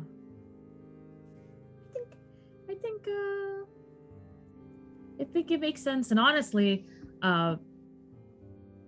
if anything, this kind of just brings everything that was like under the surface to the surface, so we can all do the reestablishing that needs to be done without tiptoeing around it. That is true. The subtext is now just text. Yeah, and it's a good thing, because, like, I mean, things are gonna change when you start making out with the people you work with. So now we can all just be upfront about it, about how it's gonna change. True. I'm sure there'll have to be some conversations in the morning or something, but Yeah. Well, I mean, for now, That's what these kind of breaks are for too, right? Like, I suppose so. it's an overall, like, it's not just a physical experience. It's also like a emotional and intellectual experience. It's When you put it's it an that way, experience. it's an Yeah. experience. That has been for sure. And all cards are on the table. Mm-hmm. So So That- shall we just get back to the yeah, okay. yeah? Where were Take a we? drink. And as that kind of memory fades away, that's the point we're going to take the break for the evening. We'll be right back to see what else happens next, because I'm sure there will be many, many questions for so many, many people. But yeah, hydrate, snack, stretch. We'll see you in a few, everybody. Bye.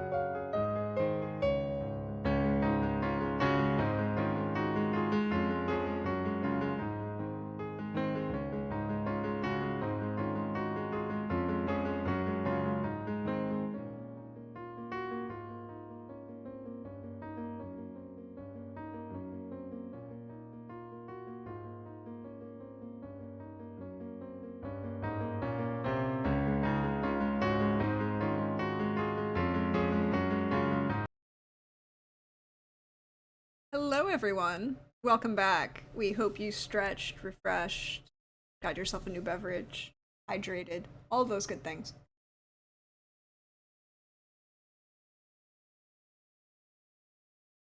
So,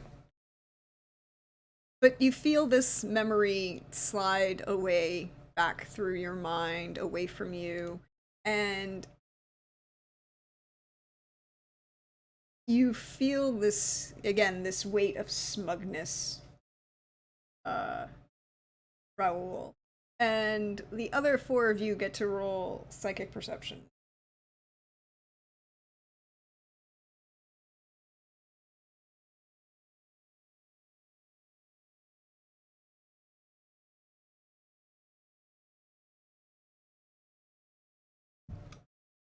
And so we've got 18 for Shard, 18 for Russ, 12 for Ritka, and we just need Delmae. Psychic perception.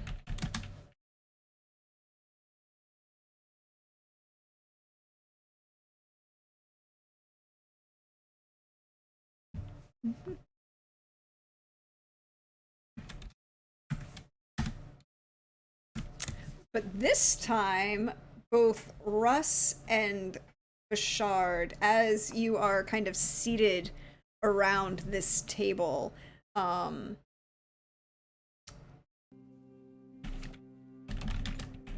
as you are seated around this table, as you feel this, with Elonia, Ferox kind of holding court, and Cecilia had been sitting back, savoring this 6th cup of coffee, as she can now see all of the math of the universe. She hasn't yet reached the ability to understand all of it, but she can see it.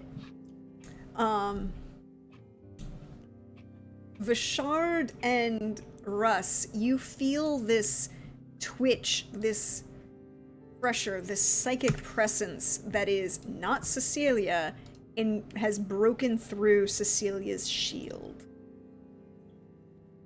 And she is silent. And if you look at her, there's almost a slight glaze in her eyes, but you look again and it's not just the glaze of overly caffeination, it is a distraction, disorientation. She's not... It's like there's somebody attacking her psychically at the moment. Can I use, since I succeeded, my my stunt points? Yes, because you all succeed, you can use the stunt points. Because there's a stunt, since I have 6, there's a stunt at 5 that's Disrupt Arcana. Yes. So my Arcanum is so powerful that it may disrupt another arcane effect on the target. Roll an immediate test of your intelligence, arcane lore, versus the arcane test total of any one Arcanum on the target. Success removes the effect. Basically, I'll use yeah. I have to check one of my yeah, whichever one of your arcana has the highest probability of success, you're basically using it to dispel at this point. Yeah, it's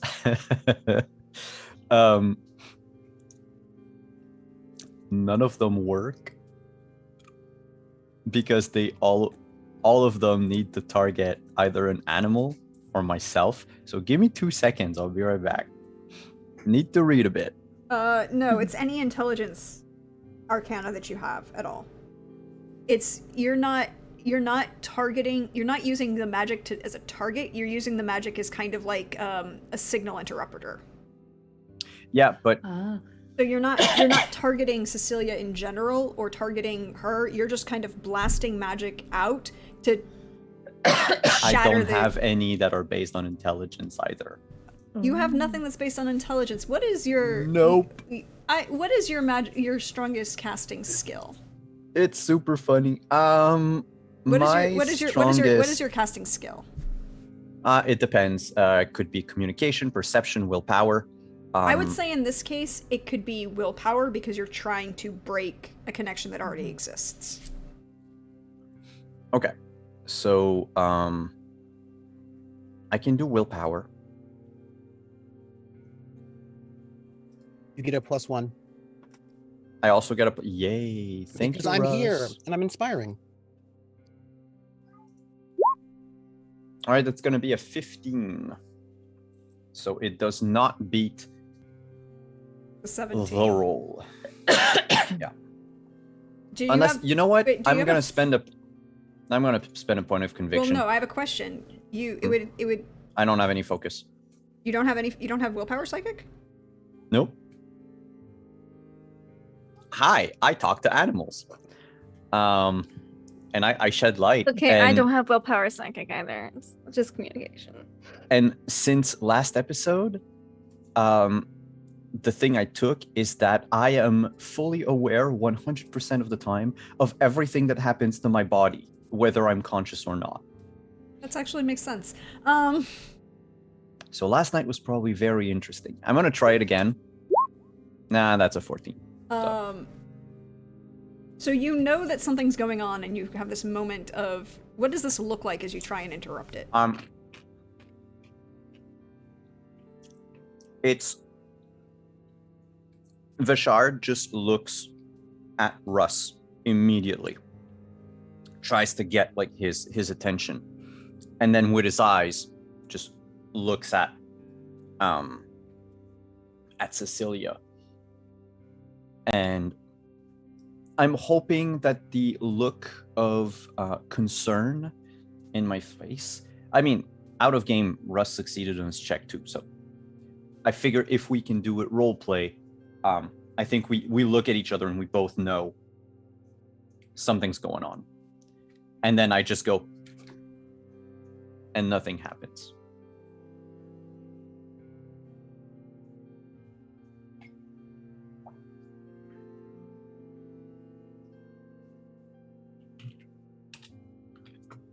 Do I feel the magic wave?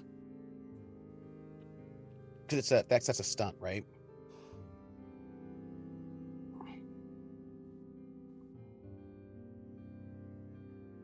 Okay. Because I didn't know if I'd have to roll a perception to see his attempt.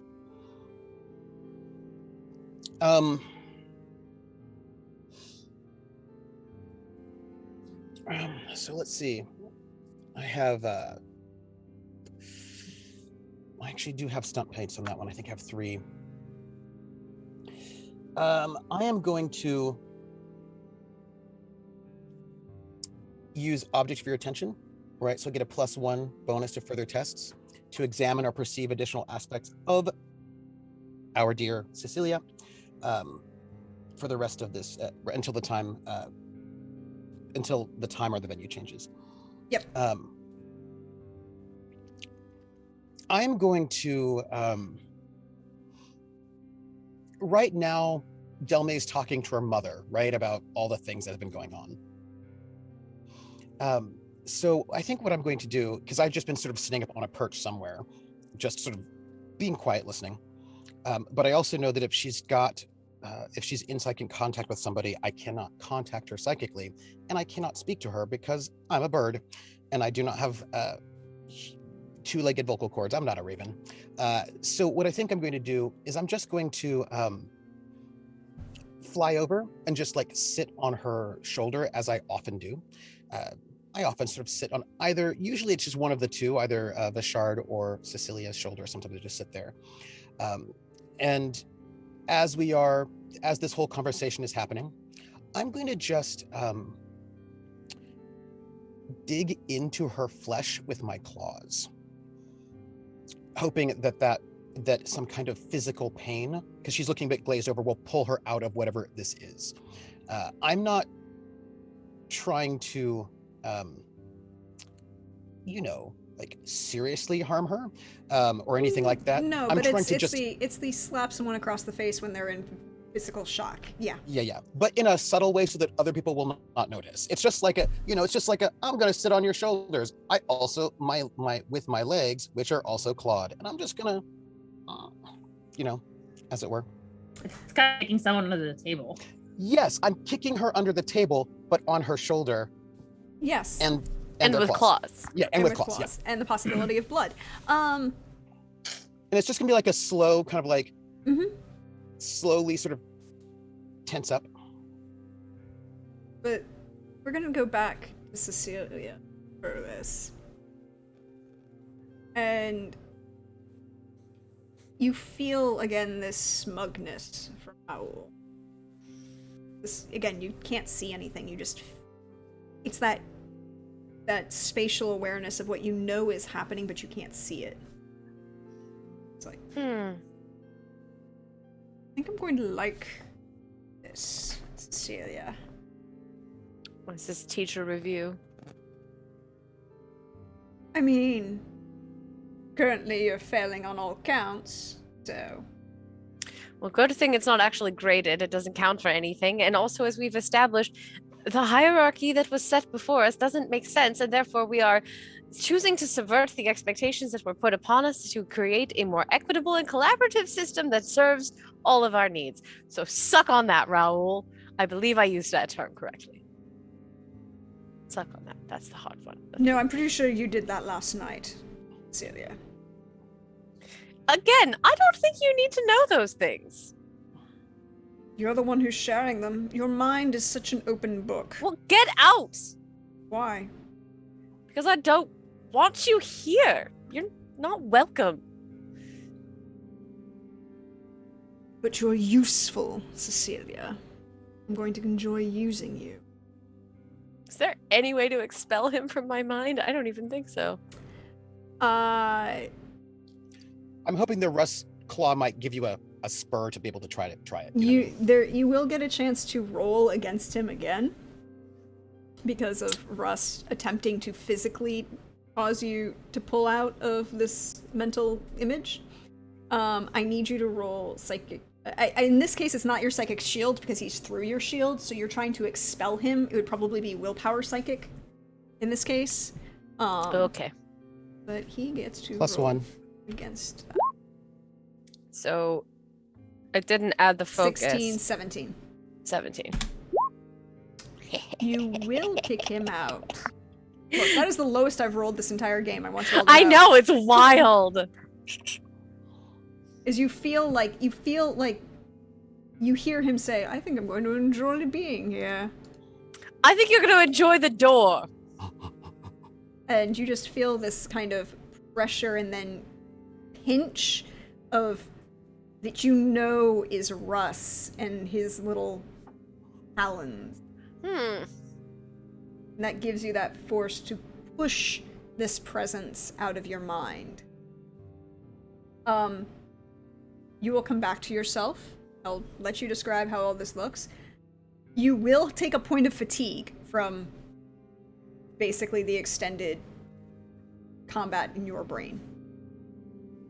That tracks.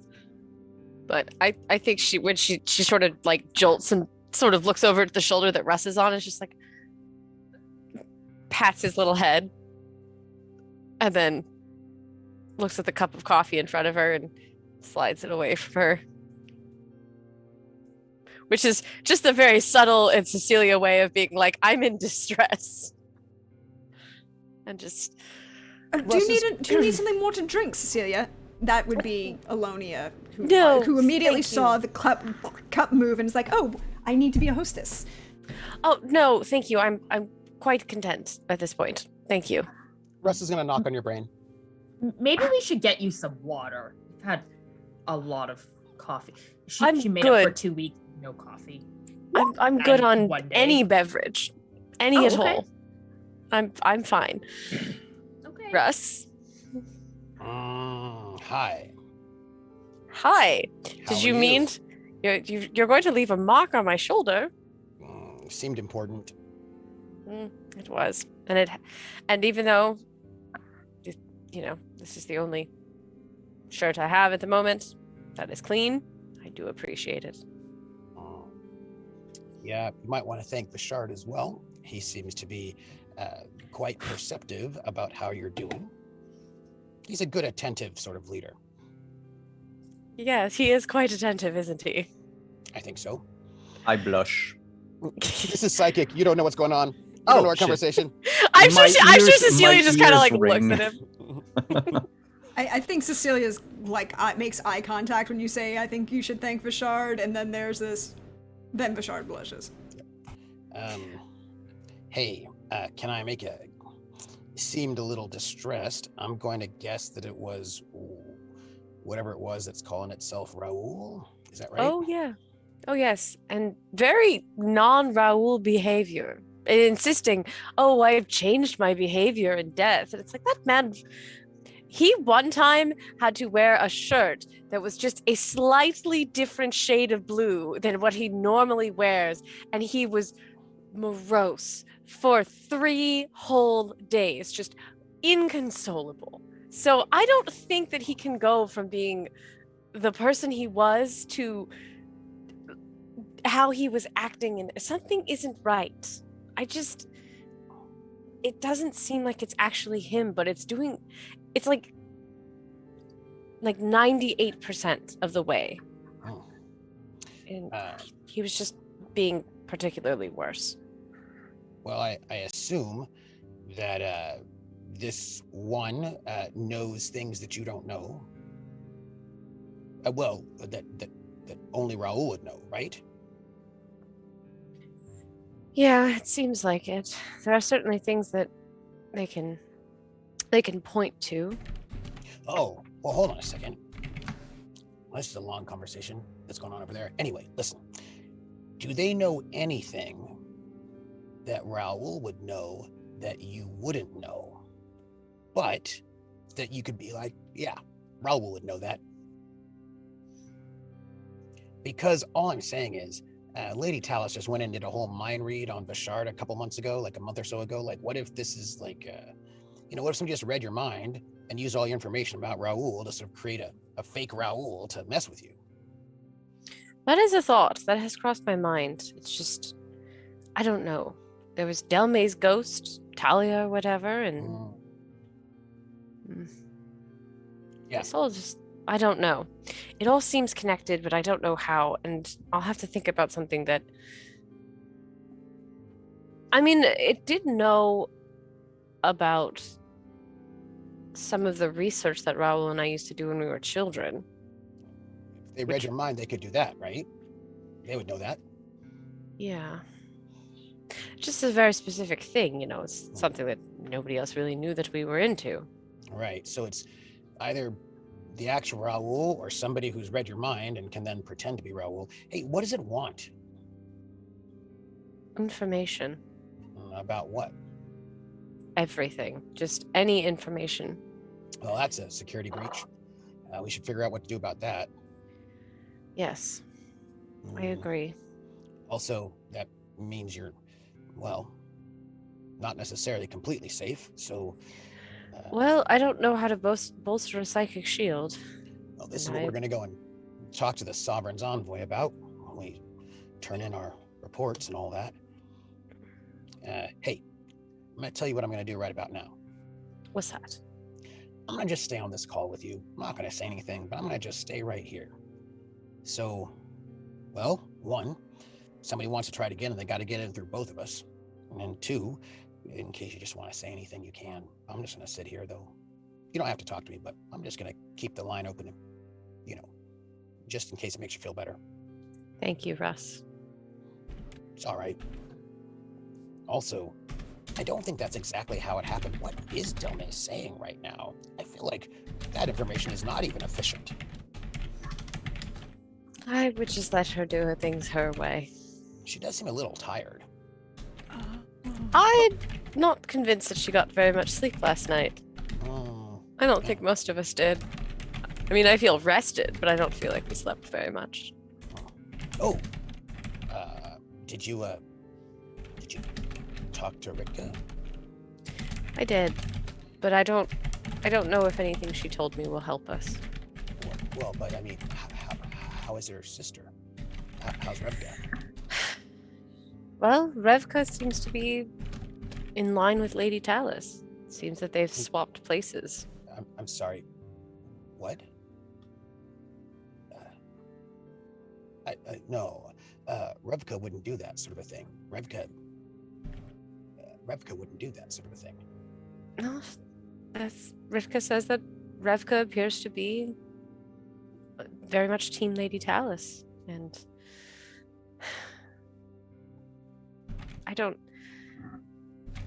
Admittedly, Russ,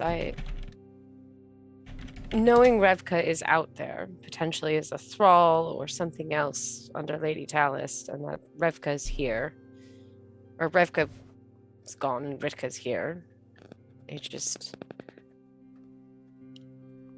I think now that the sort of thrill of all the, getting all the opening up done last night, and with everything that just happened, I am a little worried about what is going to happen when we make our report. Well, I wouldn't be worried about making a report. I'd be worried about the things we have to put in that report. And what comes after. Oh, yeah, but this is why we make reports, because we can get guidance from people who have a lot more experience about these things than we do.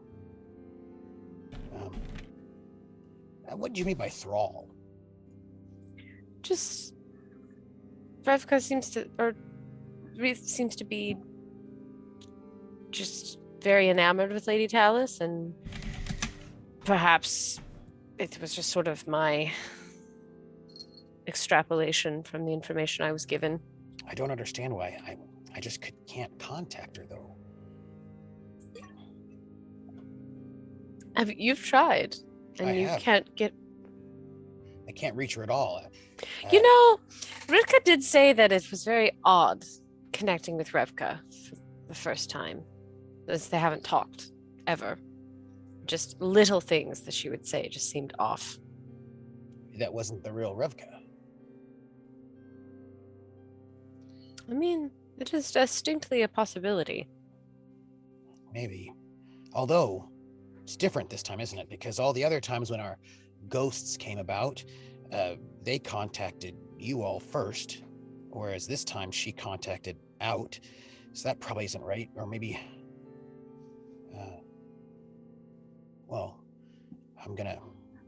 hopefully we'll get all this information in the reports, and then I can maybe make a request for a rescue mission of some sort. We might want to hold off on that. Well, if she's being held and brainwashed or something, we should probably go and save her. As long as we can get authorization, and if there's one thing I can do, it's track people. So we can find her and we can bring her back and help her. Well, yes. Admittedly, Russ, I think this latest round of attacks has put me in a very dour mood. So I suppose we should pay attention to the others. I suppose. Cecilia. What's that?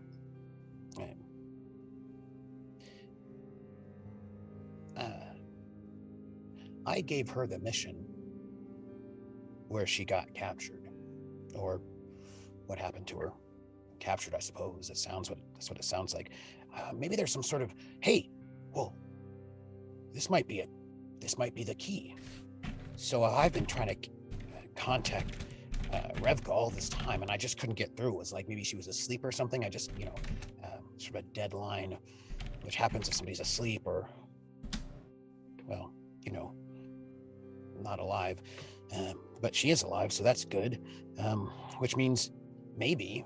So I was thinking that maybe I just happened to catch her when she was sleeping all this time, but that turns out it wasn't what it was. So what if the reason why I can't contact her is because Lady Tallis has got her in some sort of an anti-psychic ring or something, like Arcana better than I do. Maybe you know something like this or could research it. Like maybe there's some sort of ring or something that Revka's wearing that makes it so that we can't contact her. And if there's something like that, like a ward or something, then we could put that on you. Like if there's some kind of amulet or something that means that unwanted people just can't contact you and can't find you.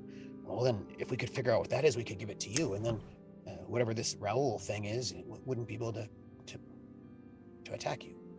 Oh.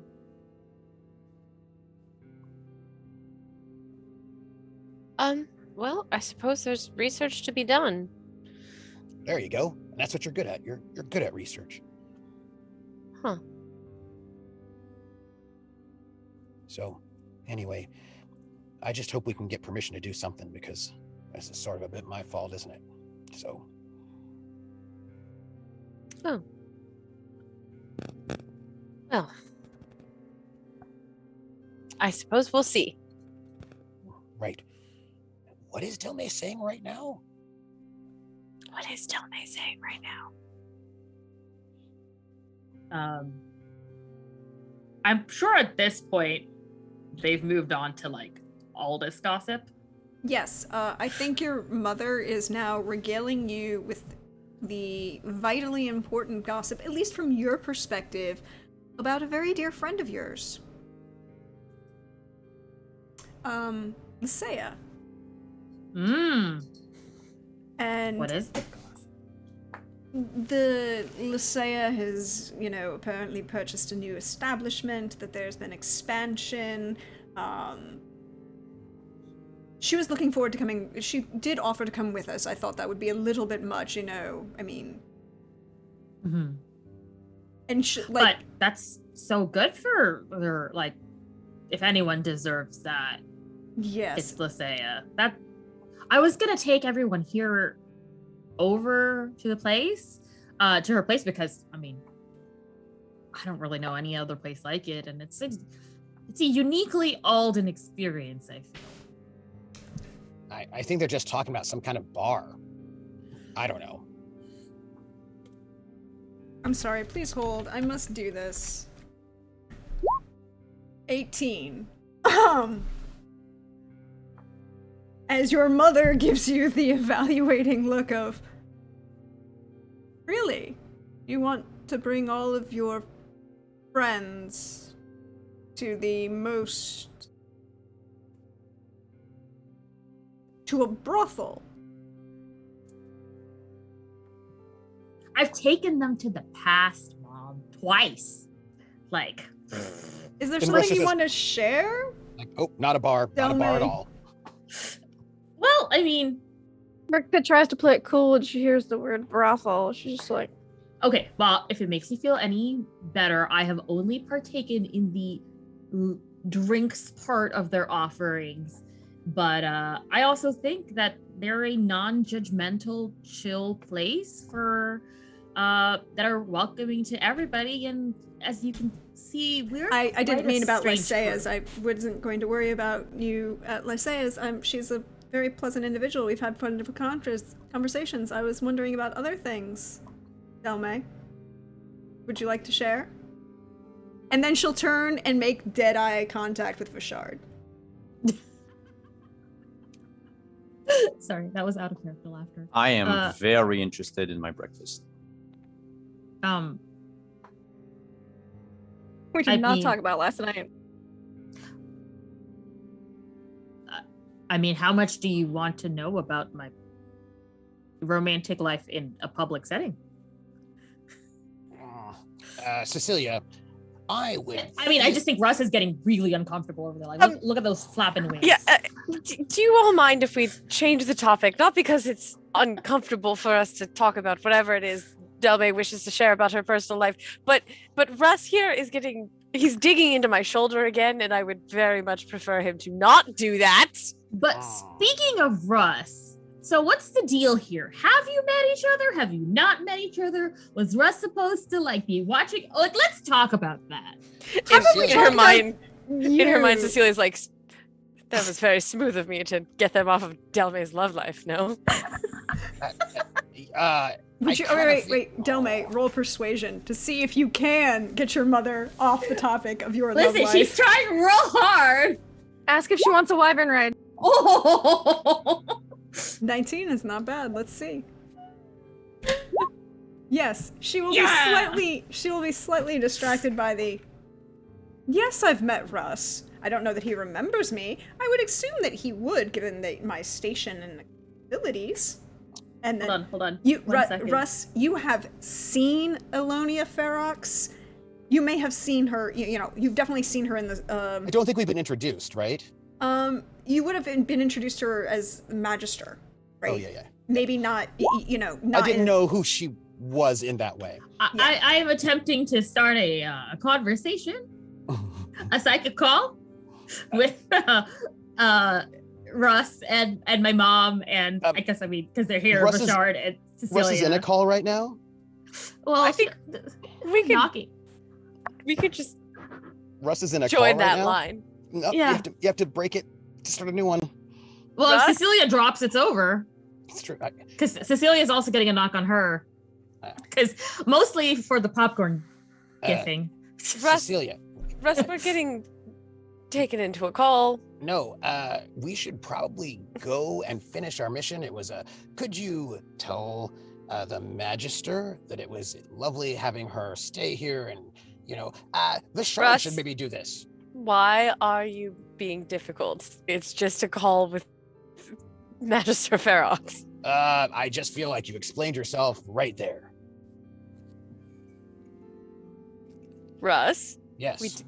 we do not overcome our fears by not facing them. I don't think this is what this is. I just feel like this is going to be a very inappropriate conversation when we haven't even had our final, we're not even done with our mission.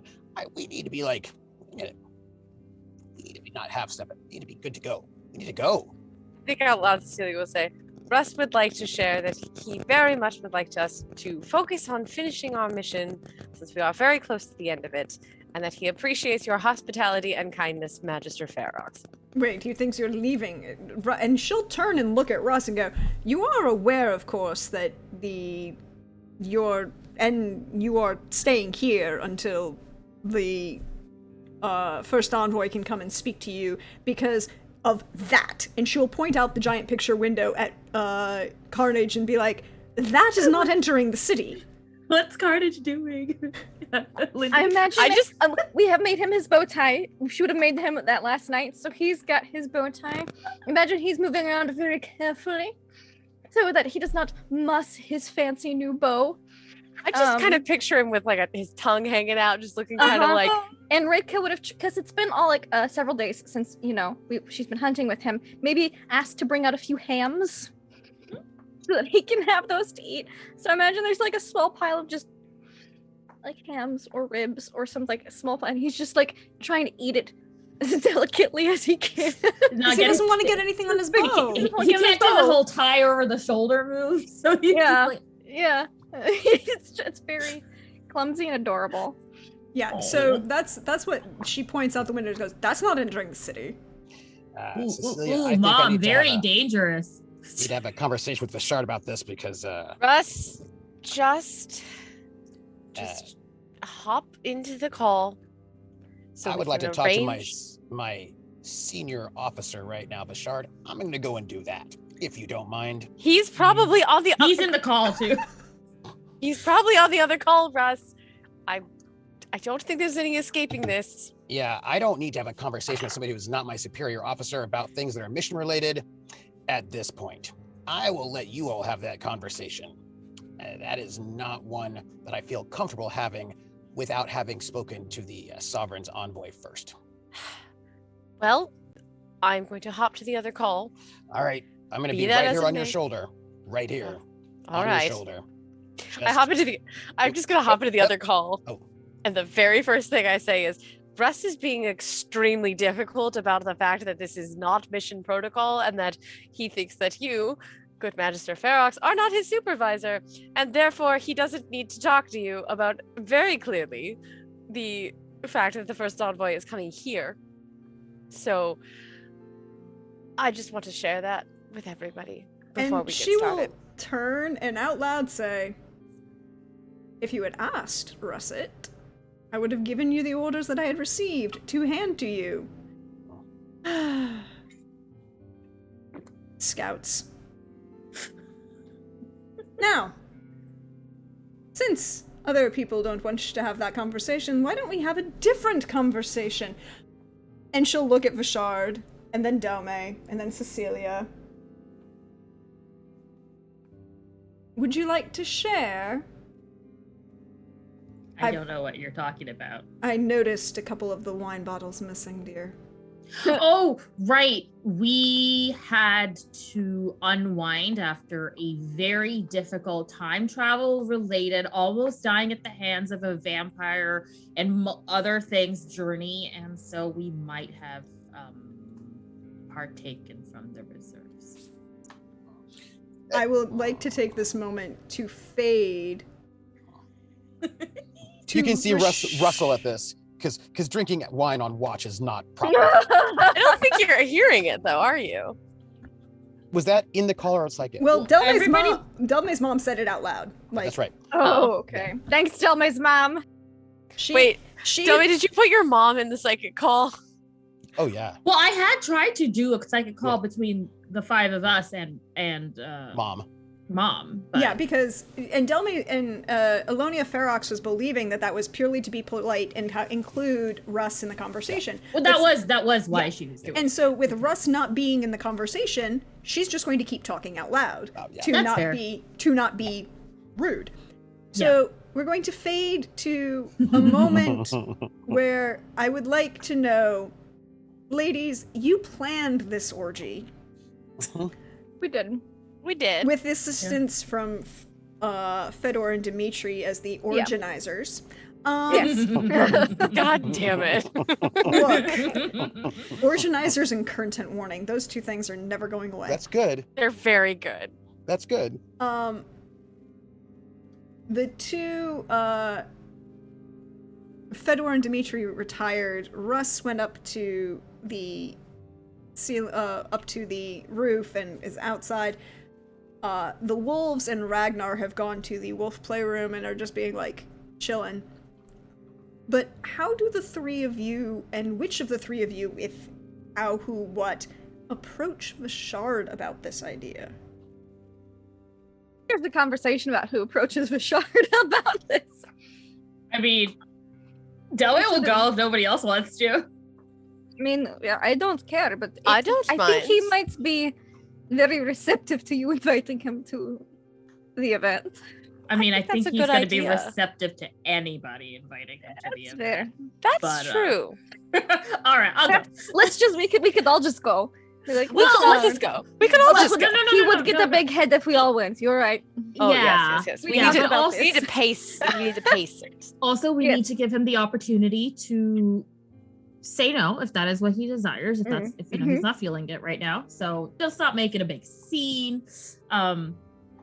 And then I guess what is so? Oh, Simon, to fill you in, there's a wing of the house. There's like the non-parental wing. So there's Delmae's rooms there, but also like this big old playroom for Whisper, which we had said that's where Aeson and Ragnar would also be, just kind of living their best lives.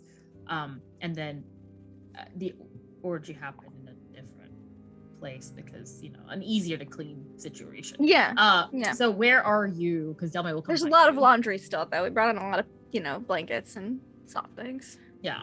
cushions. I mean, if you're all like conspiring somewhere and leaving Vishard by himself, he would definitely be in the wing with the animals. Okay. So Delmae will go to the room where the animals are, and if I just have this image of Vishard sitting on one of the soft. There's lots of soft areas for the puppers to lay on, right? And so Delmae will just do a very TV-esque slide onto the couch. She's like, "Hey, Vishard, what's up?"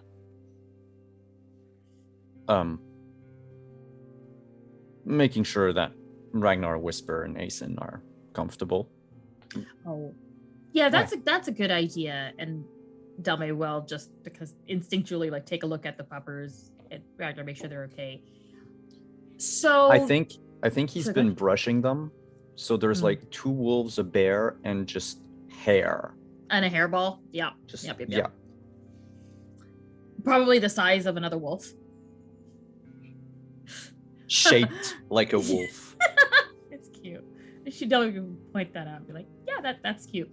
Best hairballs. So you were probably wondering what the three of us have been up to, and I'm here to officially invite you to find out.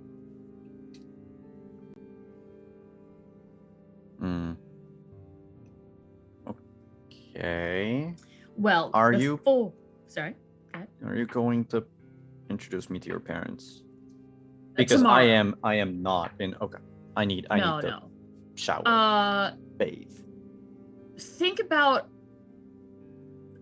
as opposite of that as we could possibly be intending. That's kind of the vibe I'm going for, but you know, it's up to you. So Are we going to play truth or drink? There's going to be drinking. Truth will be coming out, but we're just going to kind of skip to the end of the game and get together and have a good time while not clothed. I see. This is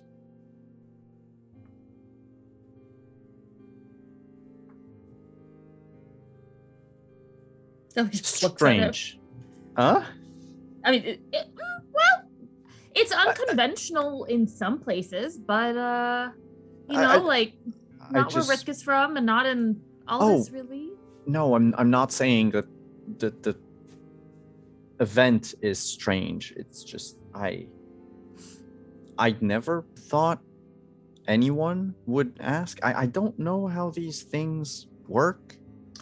Me neither, but I can tell you right now, it will work if you take my hand and we go to the other room. I think Fashard doesn't say another word and takes Delmae's hand. There you go. So we pan back to fast forward to Delmae's mom just staring at Delmae, Vashard, and Cecilia, and kind of Ritzka, but you know, Plants, blah blah blah, plants. and Turban is kind of lobsters, octopi, plants, cats.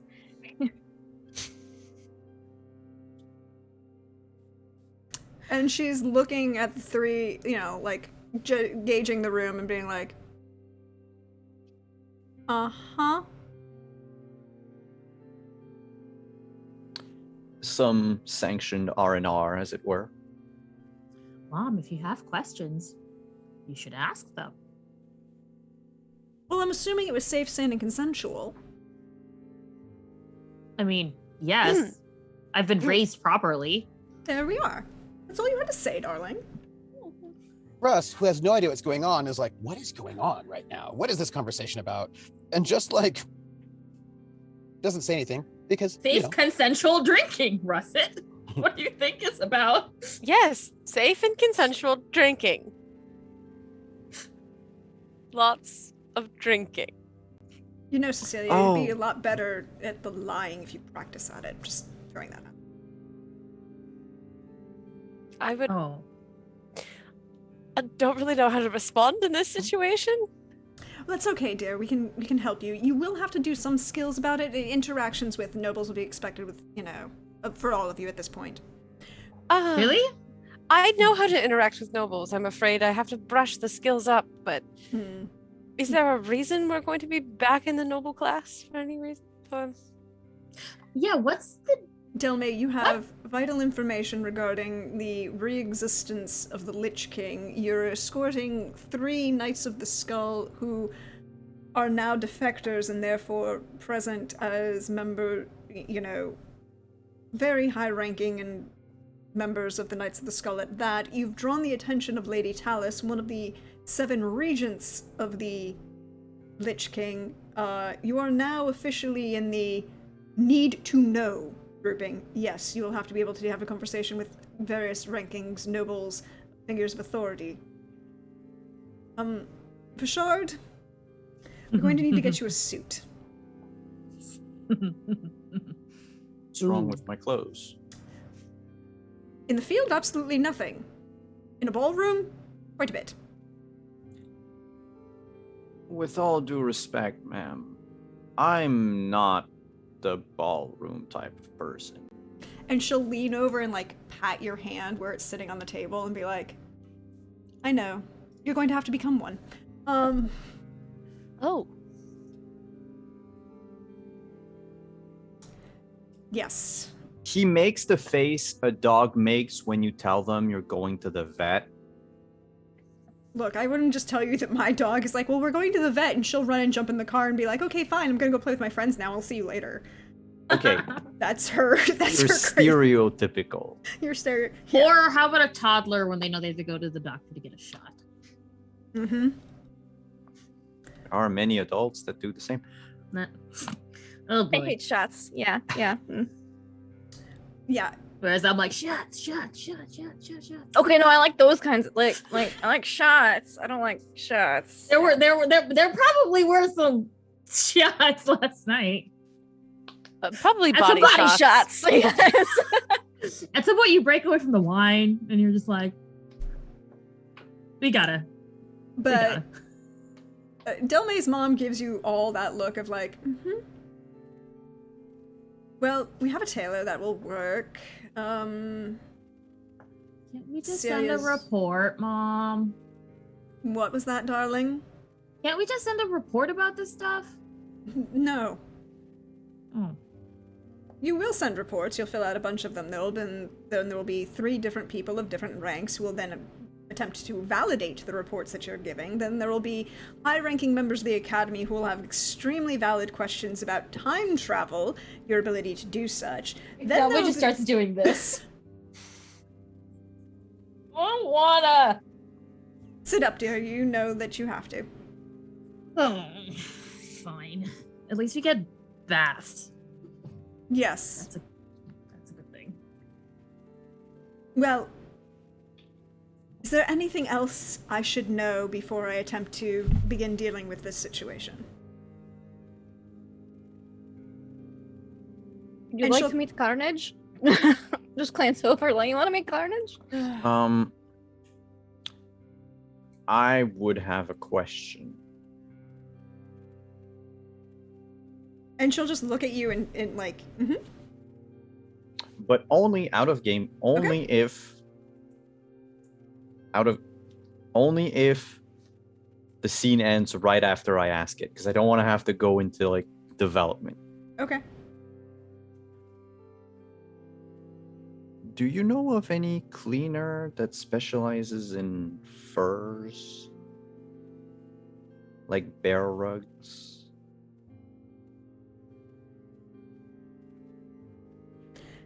There's a sigh and just a pull, like she reaches into a bag that's there and makes a note. I'll deal with it. And closes. And we slide away from this moment. Because I figure there's a bear fur in this villa. Maybe, I don't know. Would Delmae have fur rugs? Probably No? not. Oh, Delmae, damn! I should have asked before. I mean, let's put it this way. Delmae is an animal person too. Yeah. Yeah, but I mean, we have to have. Yes, there's the like you must wear it because you don't let there's a no parts go to waste part of wearing furs. And then there's a but- bearskin rug. Then there's the Yeah, rug. no, that's true. That's true. Yeah. This house But isn't also that drafty. rich- Maybe if you're in a tiny log cabin. Yeah. Yeah, plus richer people can afford textiles. No, that. Oh, yeah, right. So But we'll just use the drugs in general because there were a couple of them. From silk. Yeah, that works. They're you go. Same But- look. also Delmae's immediately like, well, who forgot to take the silks out? I mean, they brought pillows and they brought sheets and blankets and stuff. Somebody forget the silk.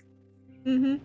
And really, Russ just wants to, at Does this some mean we point in need a time, connect Vashard into the Sovereign's envoy, so they can do the report that they're here to check in, and like do their, As you what's ask up. that question, and Delmae's mom says that, she will stand up and hand Russ a sealed letter. He has no hands. No, He not cannot open Russ. Vashard. My apologies. I misspoke. Yep. Hands Vashard a sealed letter, stands up, and then turns and walks over to where Turbin has been talking with Fedor and Dimitri, and like kind of pats him on the shoulders, like, darling, we're going to have some things to get done. I'm quite sure that these charming young gentlemen have given you as much information as they possibly can about potatoes and kern. Can we, without carnage, go into the city? Your commanding officer has your orders for the time. Okay.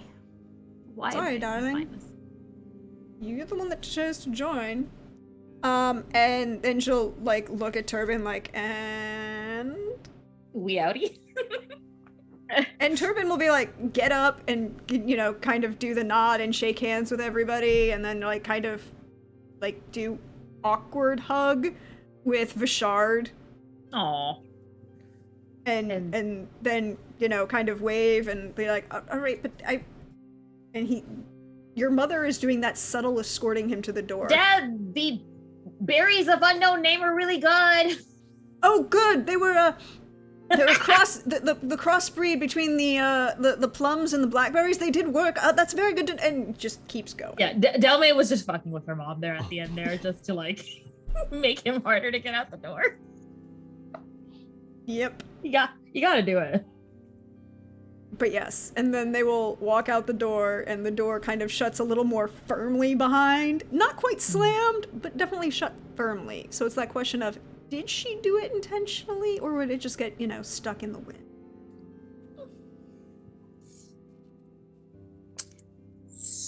I don't know. Well, Flashard, Delmae. do you want to open that?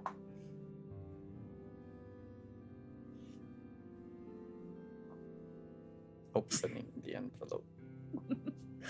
It's only our next moves in your hand. I know. I just, with everything that's happened, every second that I do not read this envelope is like a second. Could you please read the envelope? I know. I just want to go into the city. Fine. I want to show you all this. My just favorite would like an reveals. idea of something. Yeah, Rita needs to know if she's gonna die. It's like, come on. Thank you. I wouldn't have put it that way, but yes, that is. I'm part sure of it. that's what she's thinking. And this is the point where we're going to flash to a conversation between Ritka and Vishard last night. Ooh. Ooh. In between things. Yeah, no, I have to come up with something to talk about. No, I have a question that will be put. Oh. Oh, okay. Ritka, Oh. Yeah. you, Me. at this point, haven't told Russ what happened to Revka. No. You did And tell... she still hasn't. she Technically, she still hasn't. hasn't. Yeah. He asked her to message. He didn't ask. What happened? He's like, you should reach out to your sister. Flies away. He didn't say, you should reach out to your sister and let me know, what's up. You I did, figured however... you would. But then- At this point in the evening, you have let Cecilia know what happened with Revka. Mm-hmm. So Revka's been on your mind, Sure. and everyone of the people here, there's only one person who's met both of you. Yeah. Hi. Would Would you that kill the mood? I don't think she would. I don't think she'd bring it up. I mean, it's something that's on her mind, but it's something she can't do anything about. And it's such a faraway thing at the moment. But I guess the question I have as a GM, and because I like to stir the pot and poke things and be a horrible, horrible gossip at times. Oh, yes. I am Italian. Fight me. Ritka, Mm-hmm. you're thinking about Revka. And the fact that you're Little bit. twins. Yeah. And And the fact that he didn't seem to be a big fan of Revka, I thought she hated him. Because she probably did, apparently. Yeah. Would that be ever a concern in this situation? About Revka's feelings for Vishard? Or more No, it accurately, sounds- Vishard's feelings for Revka?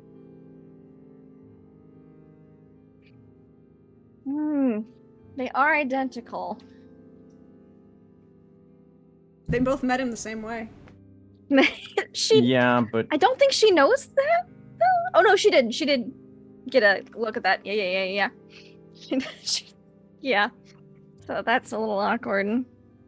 Yeah, but admittedly, we spent Ritka and Vashard way more time together. Way more time than Revka. Yeah, I know. She doesn't know how much time you spent with Revka. And but I mean, I don't think I haven't been with Revka.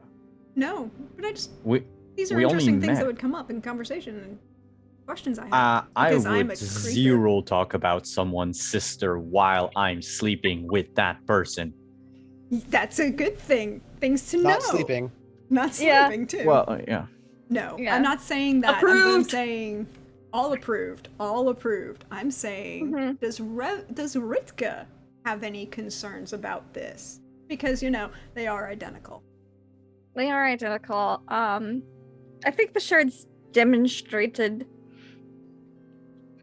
less about her sister and more about the initial off-putness that Bashard had once he discovered she was like, Not Ritka. hi, I was the Knight of the Skull. Super corrupt for a while there. Yeah, you know that war? I wasn't in it, but yeah, it kind of sucked, didn't it? So I think she would not mention Revka. She's like putting that back, like, okay, Cecilia brought it up. Weird, but blah, there's the facts. She's kind of she's like, oh, she's evil. Whoops, that sucks. Oh well. She doesn't think there's a lot she can do about it right now. But I think she's like, she might bring up Aldis though, like getting like the upcoming trial with Bashard, because that is weighing on her mind, even during this. Her sister, not nearly as much. And Bashard seemed to have he was the most prejudiced against her in the beginning. And so I think that would make her think that's what most people are going to be like, because Cecilia is very scholarly and Delmae is Delmae. And Russ still doesn't like her, she thinks. She's like, well, Russ doesn't like me, and Bashard was a hard one to win over. So I think during a break, because you gotta stay hydrated, and do body shots. Important things. She might be like,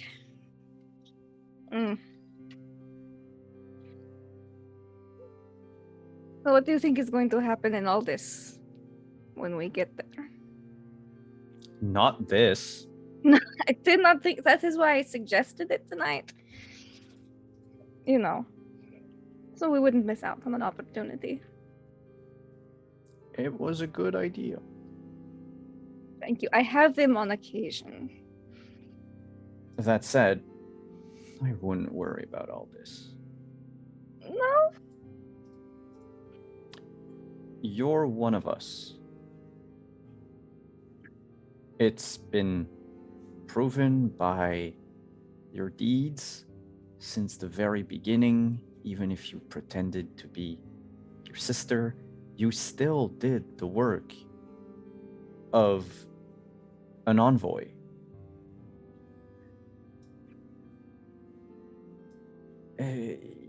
You're more... Oh, shit. What's the term for someone who lives in Aldis? Like an Alden? Okay. You're more Alden than you think you are. Perhaps I just cannot see it. But I'm not just concerned about myself. What about Carnage? And, the other two.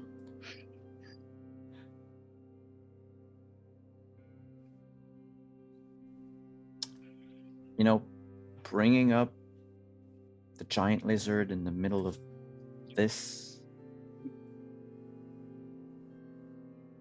I'm not a specialist, but it seems like a faux pas.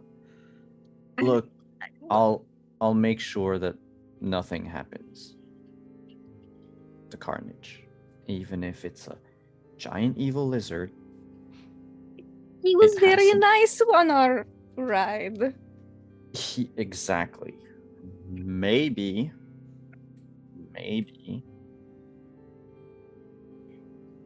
wyverns aren't the problem. It's the people that capture and train them. It's been weighing on my mind. you know. I've raised him since he hatched. He was like this big. It was very small. Fit on my shoulder. He could not fit on my shoulder anymore. Now I sit on his shoulders. Wow, they grow fast. Well, it's been like 150 years as well. So. Oh yeah, I keep forgetting. Yeah, there's a bit of an age gap. Speaking of age gap, let me check my sheet 2 seconds. That's what I thought. Thanks for bringing up the fact that you have a century over me. Yeah. Yeah, well, age gaps, Age gaps. Yeah. But Vata age differently than humans, and you're not human either, so you'll age differently. Yeah. But yeah, age gap. Yeah, I guess I'll age differently. I don't know. I tend not to want to think about it. Look, 2 days ago, I could have. You could have been. Yeah. Yes. And I mean, to be fair, this might sound terrible, but I don't know. I'm still learning Alden faux pas, and apparently giant lizards are one of them. For vampires, when we were in that weird dream, not dream thing, you were a very attractive one, as far as vampires go. Thank you. I mean, I'm glad you are not one. But I'm glad I'm not one either. Worst case scenario, you would have been like the handsomest vampire. I guess it's a silver lining for getting kicked out of the eternal dance. You think with silver linings you can get sometimes. Yeah, well, I would rather remain who I am with my ugly mug than handsome vampire. Well, your face didn't change that much. It was more of the teeth. So I'm just sexier with pointy teeth? I didn't say you were any more attractive. I just said you were very attractive. Well, thank you. Here, alcohol. Thank you. I need it. With that, And at the back of his mind, he's thinking like, could I one day develop the ability to like grow fangs? Open my canines. As in like, should I take another weird ass arcanum when I level up? and as we fade on that memory, Vishard, you have that letter that you were handed in your hand. Yep. And that Russ was is, a way to tie it in. and Russ is Like, please ruffling, open. right? Is like ruffling at the idea that they would be Mhm. killed. He clearly he clearly disapproves of this statement that they would be killed, but he just ruffles at it. He bristles at that comment.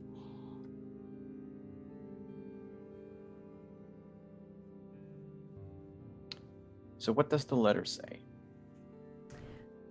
It is signed by the the first envoy, Sarek, first envoy, and it's very blunt.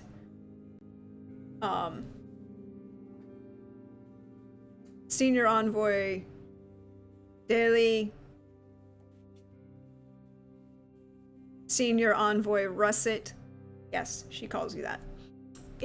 But he's not a senior envoy. He's a recruiter. I understand, but that's what the message is stated as. Rank error. Orders are changed. Remain outside the city. We will be coming to you.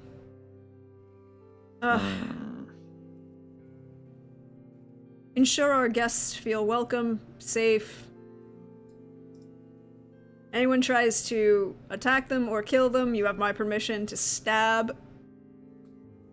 And then you see this slightly larger dot, like the drip of a pen where she thought about writing something and then said non-vitally. Also, be prepared. You will be summoned to both court and the library.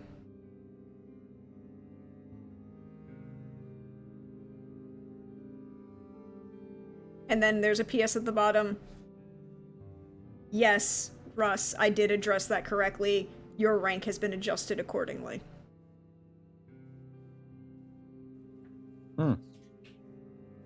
Congratulations, Russ. He bristles. Like, you can tell he's just not happy about all this. His old feathers are all.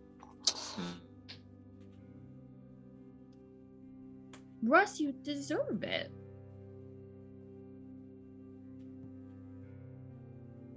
He's not happy. He's all a little puffy. Like, he's just like, nope, nope. So You got a promotion, Russ. It's technically lateral, so it's not actually a promotion. It's a he's been Reassignment. fired. He's Yeah. been fired from his job. He's not happy. You can Wait. tell he's just all like puffed up and unhappy. Wait, you're just not a recruiter. Yeah, it's a different title. He's been taken out of one job. He's lost and his moved job. to senior envoy. Mhm. But that just means that you don't need to recruit anymore. and it gives more weight to all the reports you're gonna have to submit and make and give. He just stays on Cecilia's shoulder, feathers puffed up, clearly not happy. She's gonna smooth some of his feathers and just. I understand, Russ.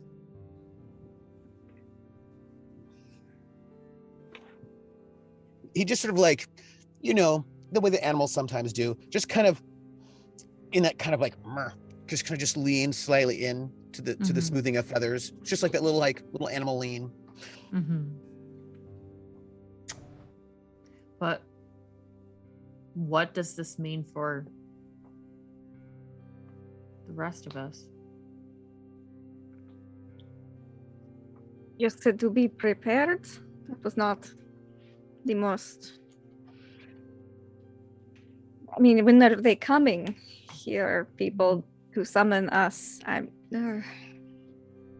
Stuff bacon in her mouth. Well, it seems that we will have some more time in the house together. Yes, To be and fun. apparently I have to make sure that you're all comfortable.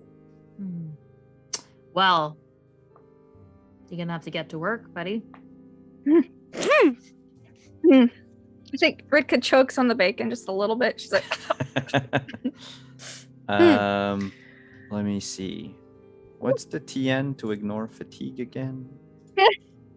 Oh no, right now the only person who has fatigue is Cecilia. Just me. No, I know, but okay, it's TN 11 for speed recovery. Okay, good. Oh, that's what you're asking.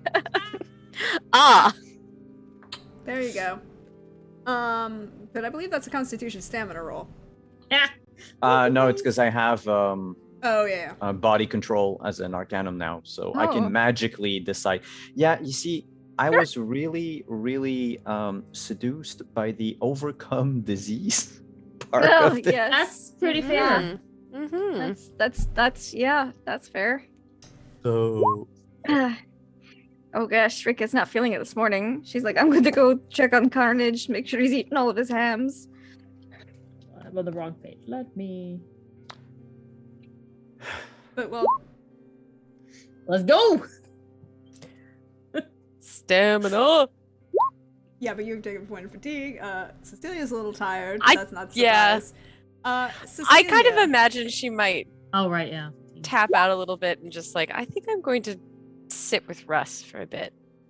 And just give him a person that he can talk to. That's fair. If I feel up to it later though, I will join in. Yeah, I mean, we just have to kill time and wait to be summoned, I guess. And Russ is like, what is going on in this conversation right now? What is happening? This we're is in his just mind. going to talk.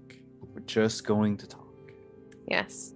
There's a small snort from the bar where Dimitri's sitting as he's just drinking, like the coffee in front of him. And Ritka goes, and how was your night? Just leans on the counter. I was really good, a lot of fun. Would you like some details? I can share them all. And Dimitri's like, and Fedor's just like, no. I think, and Delmae's like, oh yes, please. Please. Well, I mean, you've been planning it for how many years? 100 years, you said? Look, you and Dimitri will stand at this point to kind of like come and put an arm around your shoulder as both is to give the impression to everyone else that he's, you know, just playing into being Dimitri, but for you, because he knows you and he knows that you're upset in general about everything that's going on, this is a way for him to give comfort while still playing Dimitri. There's sneaky comforts in Kern. You can't just outright like hug people. Exactly. So exactly. So he's sneaky comforting, and yes, because that's what we're used to. That's what you're used to. And he goes, look, for those of you who do not know, Fedor and I are not necessarily widely accepted as the normal standard in Kern. And so, you know, after 110 years, not having to hide or traveling with, it's fair to say, the 5 of you plus all the animals and carnage and all of these things, a night to ourselves, the best thing in the world ever. Like, you could literally stab me through the heart and then bring me back as a lich, and I would be totally okay with this because of last night. Aww. Why'd you have to go and make it all wholesome? Russ is ruffled yet again about this idea that Fyodor and Dimitri would not be approved of in Kern. He's ruffled all over the place right now. But He's just he's just so poofy by this point. He's just all poof. He looks like no somebody more going back to Kern. Ugh. Now you understand why we left. I'm just surprised it took you this long. Well, Look, when you were in I Kern, know. you often don't know the opportunities. Look, It There's not was many a flippant opportunities remark. to We're leave. glad you're here.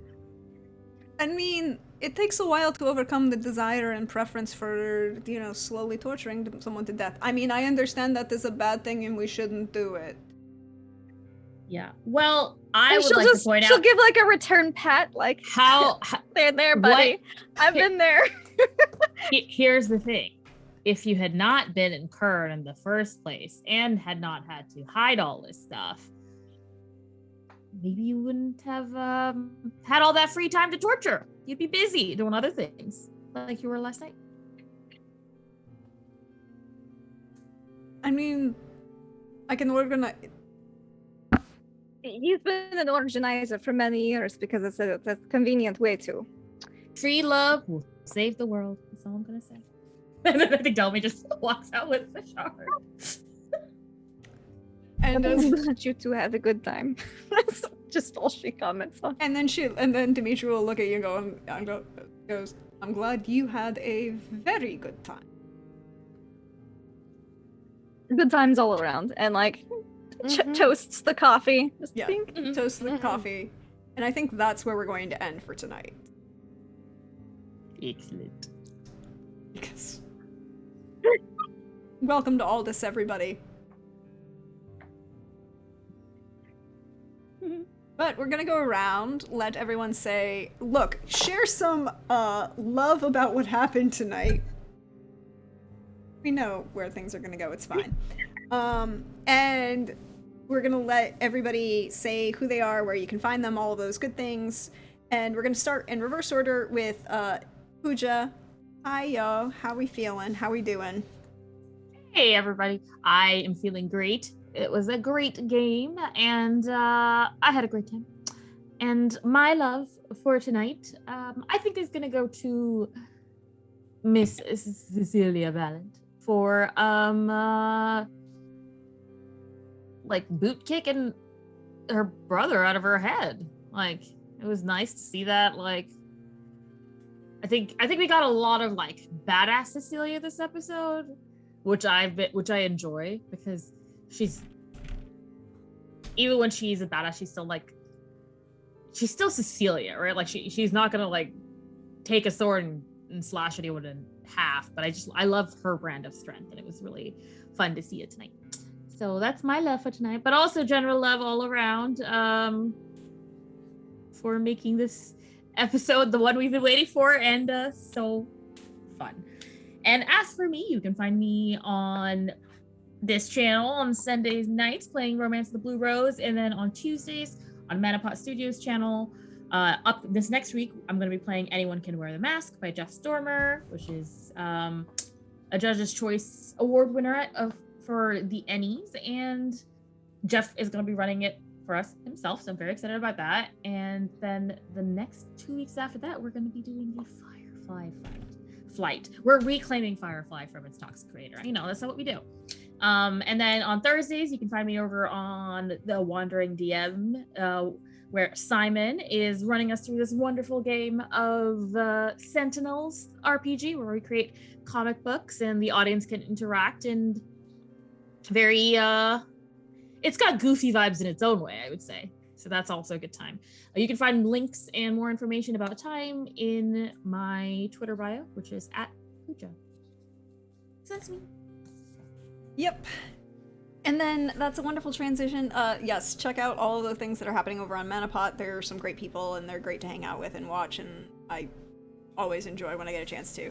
And then directly under Puja, hey Alyssa, how are you? Oh, I'm great. I am, what's the word for it? I don't know. I think this was an overall satisfying episode for Cecilia. She got to kick her brother out. She got to bond with her favorite Rhyhawk. She got an Archie. So she's great. Passing love around. So I think there's the general love for everybody, because like obviously like there was a lot of fun, but I really got to give it to Russ, and not just for the like double entendre stuff, although I love every second of that. It was the moment after Cecilia's brother after she gets Raoul out of her head, and he's just like, I'm just gonna stay on the line. I don't have to say anything. You don't have to say anything. I'm just gonna be here. That's some deep love friendship right there, and we love to see it. So there's that. As for me, I'm at Xander Hamilton on the Twitters and here, and this is the only place I am because I am a very busy person with a very busy life, and it is very busy. But I am probably lurking and listening to things that you all do. So Lurk away, my friend. Always lurk away. And then next up, I'm sorry, Trooper, that Russ did not get to participate in the fun. He's still on work. He's still on the clock. You have to punch out from time to time, dude. Yeah. Once Russ, the mission's done.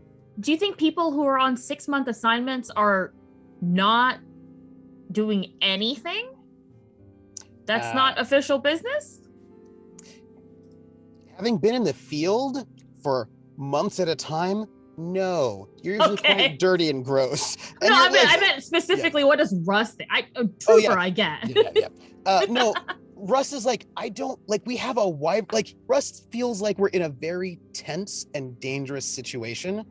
And he's like, why would we do that? Like, orgies are fine, but we just have 24 hours. Like, you could just wait 24 hours before you have the orgy, when we've made sure that no one's going to get executed. Well, no one's going to no one's going to get put on. But if someone gets executed, you're going to be one person short in the orgy, is their thing. No one's going to get executed. He does not believe anyone's going to get executed. He thinks that, there might be the worst thing that would happen would be some prison time, but probably also hard to have orgies in prison. Yeah, Russ, wait, not there's everyone's this in prison. concept. It's called the youths call it YOLO. Yeah, but that's not true. You live multiple times because there's reincarnation, and you want to move upwards. Live your life. Well, like if it's we're the gonna only one you reincarnate have. anyways, why worry about it? Oh yeah, because they're we have to. I gotta go and have a whole conversation with Ritka. Yeah. After she gets her community service. I'm intrigued by this. Indeed. But where can we find you, Trooper? Oh, All these me? things. Yeah, you. Not just Russ, me? you. I'm Trooper SJP. You can find me at Trooper SJP on the Twitches. Today is Sunday, which means you can, well, actually, I just lied to you. You can next find me on Prax's channel on Wednesday for Witcher Wednesday. And then you can find me, my schedule for the week after that's gonna be a little bit tricky because of Gen Con, but you can find me on Friday for City of Light and Shadow on my channel at 7 p.m. Eastern. And although like it isn't like 100% official, you should be able to find me at Gen Con TV for a little 2-hour one-shot from noon to 2 p.m. Eastern, which is going to be called Spy Team 67 and the Village of Doom, and the Quaint Village of Doom. There you go. It's gonna be 1960 spies and the Quaint Village of Doom. Look, I have to ask. Yes. It's required. Yes. Do you have a bowler and an umbrella for this event? I mean, I of course do. Like, I mean, come on. I was just making sure. Of course. The very first hat I bought when I decided to buy a hat that was like a fancy hat, and please note this was when I was in high school, was a bowler hat. Went to Hats of Berkeley, got a bowler hat because of course I would. And it's a nice gray bowler hat, which is most steedly of all. Yes. And I am going to give my love. Ooh, this is hard. I would like, that's what they said. I would like to give my love to, gosh, I actually want to give my love to Ritka for her subtle panic, to Delmae for her not subtle trying to distract, for Cecilia for her very, very well done orgy planning around Russ, and then also Vishard for being a little bit clueless until the last moment. He's like, oh yeah, okay.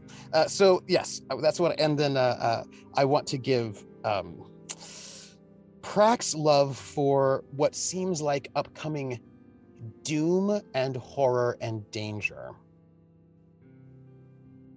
No, Would I do that? What did I do? And I don't mean Lady Talus or Raoul. I mean a ball and also meeting with nobles. That seems like the biggest doom of all, and that's me. That counts. I'm officially making that count. Oh no! Hi, Lindy. How are you? How you doing? How's life going? Tell me, I'm doing spiffy. You know, life's pretty okay. I'm going to give some love first because I always do that because I will forget the moments that were on my mind if I don't. My love goes to Trooper.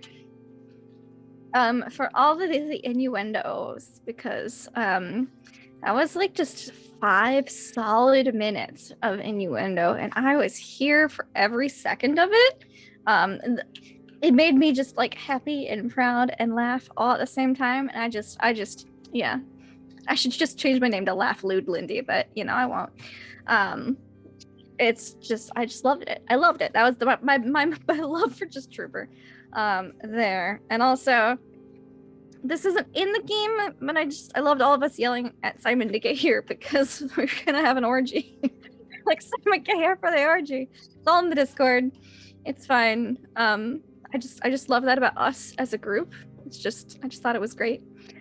Love for Cecilia for being like, brother, I don't need your books anymore. That was just a great moment. I thought that was really cute.